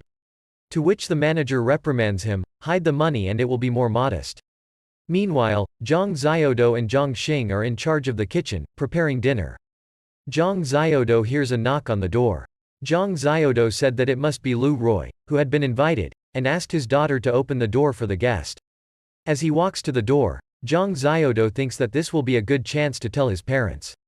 In the situation that torments her. Outside the door, Lu Roy stands contentedly, accompanied by Shen Ziren.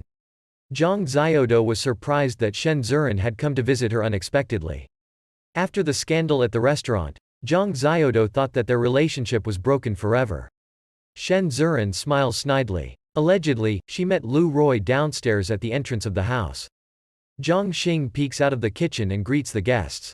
And he gives young people commands on who should be invited. What do you do? What? Zhang Yongguang walks out of the room and begins to communicate with Lu Roy. Shen Ziren also interjects into the conversation, making small talk with Zhang Yongguang. Finally, the preparations for dinner are finished, and the company is seated at the table. As soon as the boys started their dinner, Shen Ziren immediately came out and asked Zhang Yongguang to come up with important information. With a snide grin, Shen Ziren says that Zhang Xiaodo is dear to her as a friend she has known for many years. She had come to warn her parents that Zhang Xiaodo was going to be a good friend. The two of them are going to marry Chou Yufeng again. Zhang Yongguang is furious. He doesn't understand what's going on or what the news is. Zhang Xiaodo is shocked. She thought that Shen Ziren had come to apologize for the scandal on her birthday. And the snake under the deck came to her house to slander her in front of her parents. Shen Ziren adds fuel to the fire by saying that Zhang Xiaodo herself said this in front of everyone on her birthday parties. Lu Roy, who also has something to say, intervenes in the conversation. He recounts that Shen Xiaodo has been dating Chou Yufeng in the park. And she talked to him nicely. Zhang Yongguang has a fit of rage. He doesn't understand why the hell Zhang Xiaodo wants to go back to Chou Yufeng when a couple of months ago she begged on her parents' lap to take her away from her tyrannical husband. Zhang Xiaodo replies that she asked her to take it away from the old Chou Yufeng, and today's new Chou Yufeng is a completely different person, who earns well and treats her very well. And one more argument. Zhang Xiaodo doesn't like the fiancé her parents found her. Swinging wide, Zhang Yongguang slammed Zhang Xiaodo's face so hard that the girl fell to the floor. Shen Ziren rushes to the aid of the fallen Zhang Xiaodo. The company is distracted from the continuation of the scandal by the sound of a fallen body. Unable to bear the horror in front of her eyes, Zhang Xing fainted. Everyone rushed to Zhang Xing in an attempt to help her. And over the festive table, instead of toasts, there are cries to call an ambulance as soon as possible. The showdown continues in the hospital's emergency room, where Zhang Xing stated she didn't want to be in a Zhen Yang. Jiayugan frantically exclaims, asking Zhang Xiaodo why the hell she wants to kill her own mother. It turned out that Zhang Xing's illness was entirely Zhang Xiaodo's fault. And if she continues like this, she is guaranteed to put her own mother in a coffin. Zhang Yongguang is on the verge of tears as he begs Zhang Xiaodo to think about his behavior. Zhang Xiaodo is not ready to give up her own happiness, and she is still trying to convince Zhang Yongguang that Chou Yufeng has changed. Zhang Yongguang insisted. Zhang Xiaodo begs Zhang Yongguang to say amen. Stop abusing her. And don't force her to do something she doesn't want to do. Zhang Yongguang would never understand that what was happening was violence against Zhang Xiaoduo. And he starts yelling that we still need to see who is forcing whom. On her knees, a sobbing Zhang Xiaoduo vows never to see Chou Yufeng again. To reassure Zhang Yongguang, Zhang Xiaoduo promises that he will never see or talk to Chou Yufeng again. And all thoughts of marrying him again will be thrown out of her mind. While such dramatic events are taking place in the hospital's emergency room, businessmen who have drunk wine are returning home through the city at night. Brother Su compliments Chou Yufeng for singing songs beautifully. To which Chou Yufeng replies that it is actually the only song he knows. Brother Su invites Chou Yufeng to stay in his city for another day. Chou Yufeng replies that thank you for the invitation, but he really wants to go back to Zhihai because there are some people waiting for him there. Brother Su asks who exactly is waiting for Chou Yufeng in the city. To which Chou Yufeng replies that his beloved is waiting for him there. But when offered to say how long it takes to test for sobriety, Chou Yufeng replies that he can just go back. Brother Su is surprised that Chou Yufeng wasn't joking. And in fact, he's going to go back to Zhihai tomorrow morning. The next day, Chou Yufeng came to Qin Yigo's market administrator and greeted him politely. Administrator Qin Yigo is not happy to see Chou Yufeng, to say the least. Qin Yigu runs up to him in a rage, grabs him by the shirt and starts shaking him with screams that he warned Chou Yufeng not to come again. Qin Yigo is furious. Allegedly, Chou Yufeng had deceived him, and now he had come to mock his defeat. Sitting on the ground, Administrator Qin Yigo continues to shout that he will drag Chou Yufeng through the courts and not appear in the market again. To which Chou Yufeng replies, what claims can there be against him? He bought a place in the market absolutely legally, honestly paid for everything through the cash register, and the administrator himself begged him for the wholesaler's phone number. How did he know that jeans would stop selling? However, the enraged administrator, who had been in the market for a long time, said that he had been in the market for a long time, and the administrator, Qin Yigo, does not listen to reason and continues to yell at Chou Yufeng that he has nothing to do in his market. Chou Yufeng is satisfied, which is exactly what he wanted to hear. Addressing the witnesses, Chou Yufeng shouts that the administrator forbids him to trade in the market. Despite the fact that the place is rented quite legally and everything is paid for. And the incomprehensible administrator continues to shout and kick Chou Yufeng out of the market. Moreover, he begins to threaten with his connections in the city administration. So Chou Yufeng, who has accomplished all his plans, leaves the market satisfied. And the evil administrator Qin Yigo continues to shout obscenities at his back. After the market, Chou Yufeng approaches the city administration. The last and hardest part of the plan. The guards standing at the entrance do not want to let Chou Yufeng inside the building. However, Chou Yufeng goes to the administration for a reason, but on a paper invitation from a large international corporation. The head of the business department, Mr. Liu, is sitting in his office reading a newspaper. He tells the management that he has something to do. Newspaper. Hearing a knock on the door, Mr. Liu invites the visitor to come out. Chou Yufeng enters Mr. Liu's boss's office and bows low in respect. Mr. Liu invites Chou Yufeng to sit down and wait for a while. The agreement in principle from the head of the department, Mr. Liu, was obtained. It remained with the assistant chief to go to the night market and settle all issues on the spot. However, Chou Yufeng has one more small remark. He tells the head of the department that he has a problem with the exhibition. Chou Yufeng asks to be exempted from paying the exhibition fee due to the fact that it provides sellers with a place to sell. In addition, Chou Yufeng complains that the market administrator Chen Yigo has already taken money from him. The director of the department does not understand what is happening. How can Chen Yigo, the administrator of the market, charge money for holding an exhibition if the exhibition is organized by the business department? And one more argument. It turned out that Chou Yufeng had paid for a place in the market for 6 months in advance, and administrative Chen Yigo had simply kicked him out.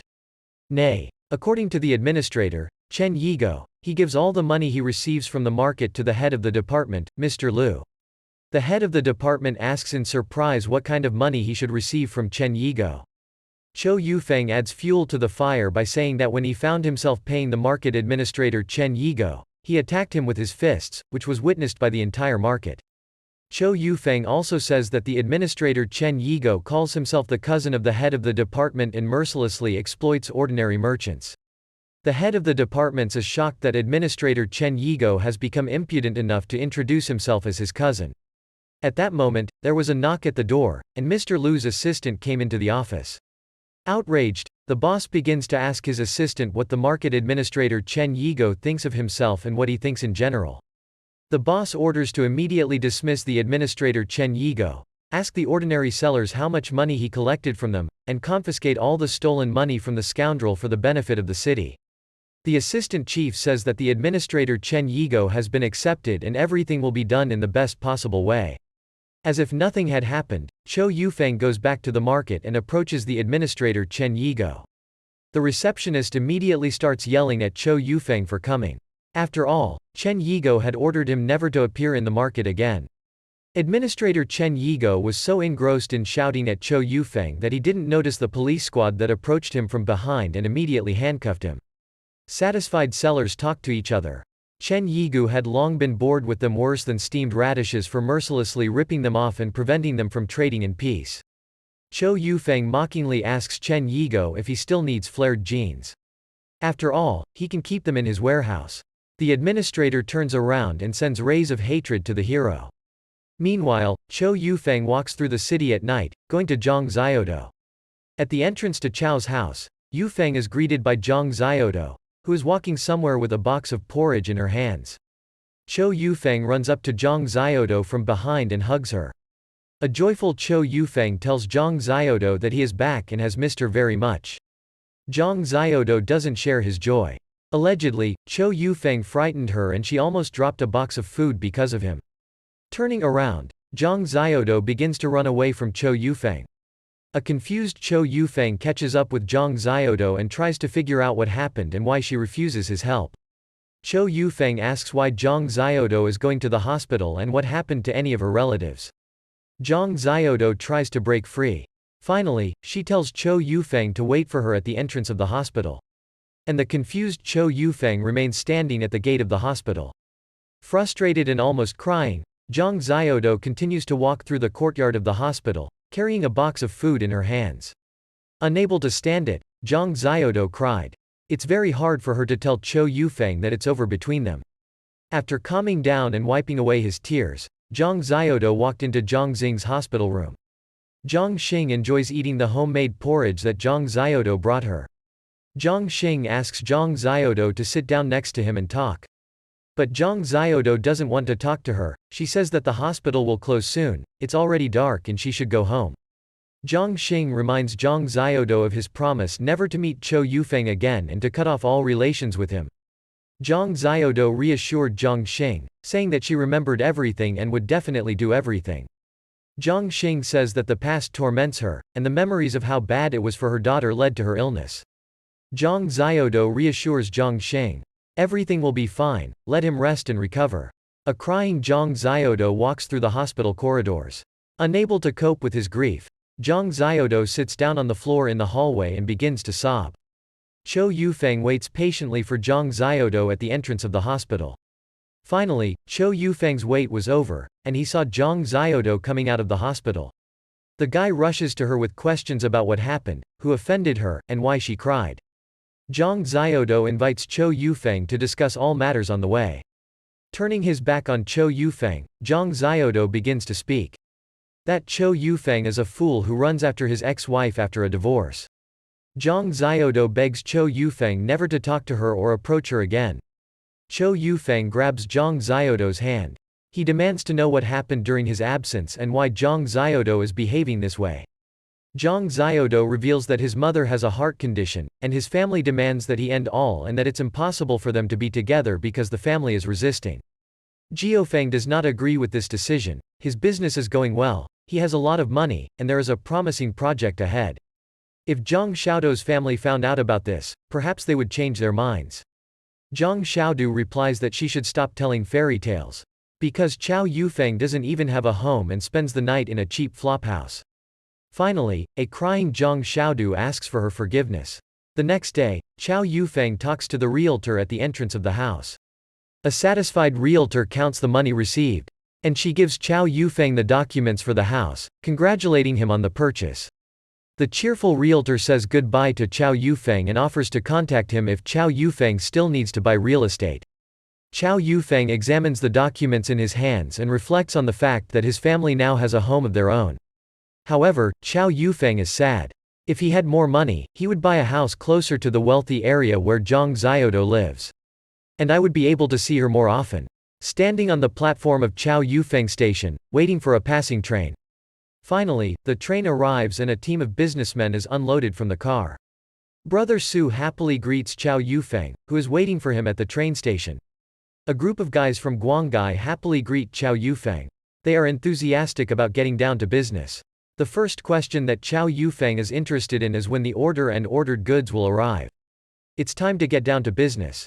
And Chou Yufeng issues the first order that the team first goes to sign documents to the business department, and then goes to the market to prepare everything for the exhibition. The business department was already waiting for them, and the signing of the papers went like clockwork. Leading a team of businessmen to the market, Chou Yufeng shows the front of the work and the place where the exhibition will be held. Businessmen like the place. There is a lot of space, the placement is good and it will be convenient for buyers. Chou Yufeng asks for help. He asks his brother Su to help him. The two of them unfurl a beautiful banner with an invitation to a new exhibition. The next day, the market was filled with shouts of invitations to a new exhibition of goods from manufacturers at a very good price. Armed with a loudspeaker, Chou Yufeng shouts at the entrance of the exhibition, inviting customers. Children passing by, seeing bright toys, immediately begin to pull their mother's hands. The children are delighted. Until today, such bright, colorful, and attractive toys have not been sold in their city. Mothers are also happy to delight their babies with new and beautiful toys. The exhibition resounded with the demanding cries of children who want new toys and cars as soon as possible.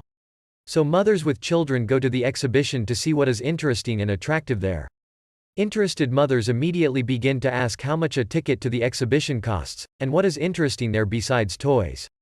Chou Yufeng replies that the entrance to the exhibition is free, there are a lot of different goods. With a good price, directly from the manufacturer and high quality.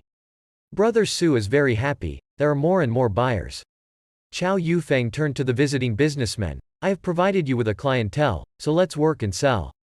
Brother Su shouts into the loudspeaker, inviting their mothers to buy warm and cheap jackets for the winter. Mothers are satisfied. In addition to toys for children, you can buy winter clothes for yourself. Chou Yufeng does his best, praising warm and inexpensive jackets. When a customer asks if the price of the clothes will change, Chou Yufeng replies that it is the final sale. A girl will never buy such a jacket anywhere else so cheaply. After seeing how the loudspeaker attracts customers, toy sellers decide to shout too.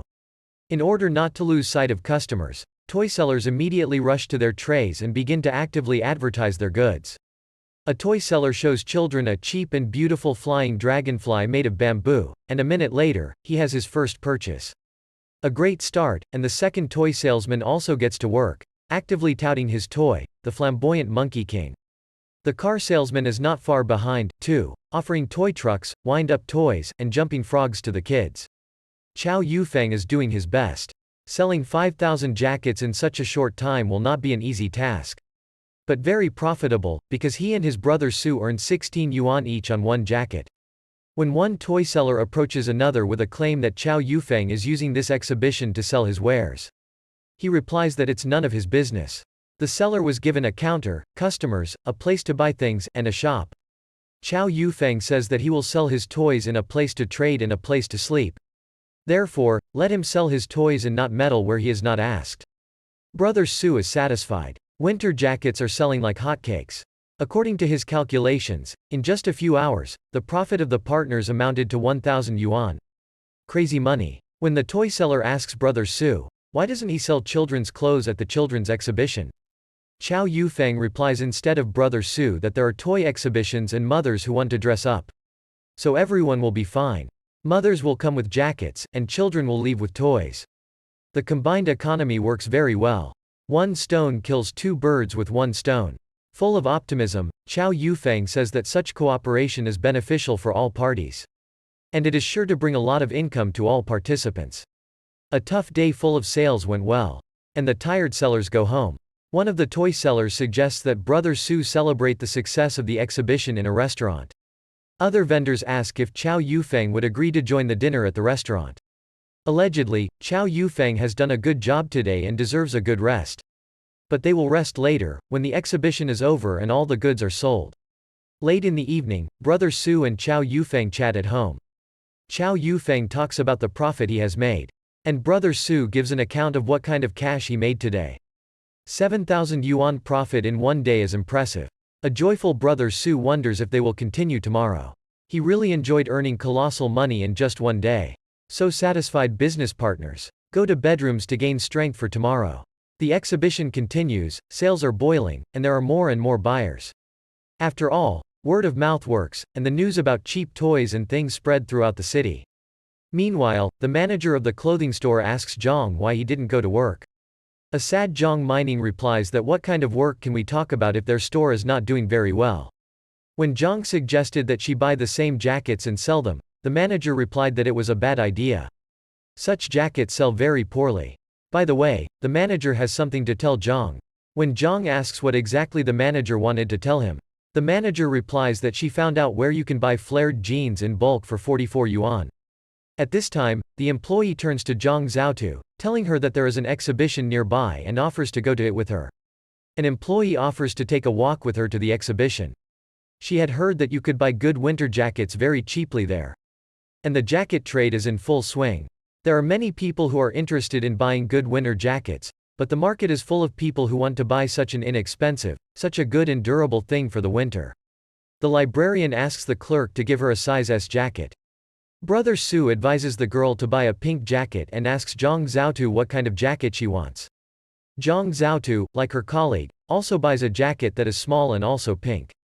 Brother Su yells at Chou Yufeng to give him 2 small pink jackets. And when Chou Yufeng brings the ordered goods to the counter, he is shocked to see Zhang Zhaotu. Yung Xiaodo was also very surprised to see Chou Yufeng here. And the colleague, who did not understand anything, takes the jackets from the hands of the stunned Chou Yufeng and thanks him. Another hard and successful day is over and the sellers are communicating, figuring out who will cook what for tomorrow.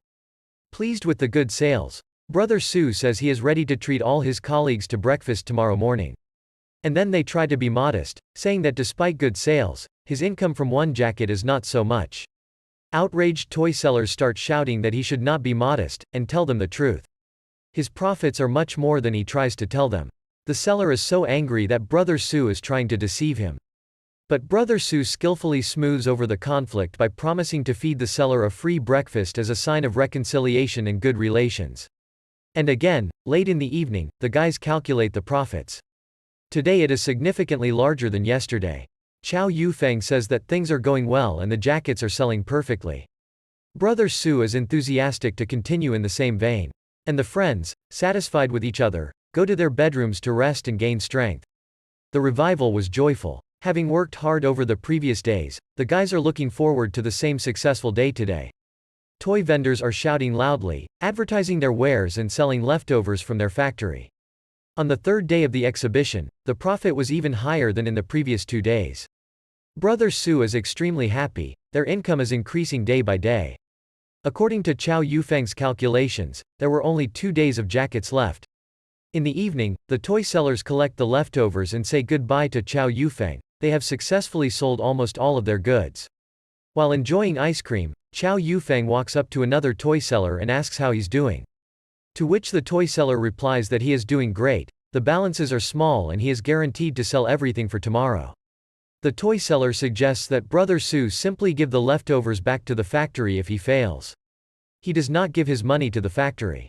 Brother Chou, who has been know that they are not selling factory goods, but their own goods, and all the profits go into their pockets. Brother Chou doesn't want to tell the toy seller about it and avoids answering, saying that customers have come and they will talk later. And the customers are not ordinary, but a familiar group of guys who know Zhang Xiaodu well. The girls are debating whether or not to buy jackets.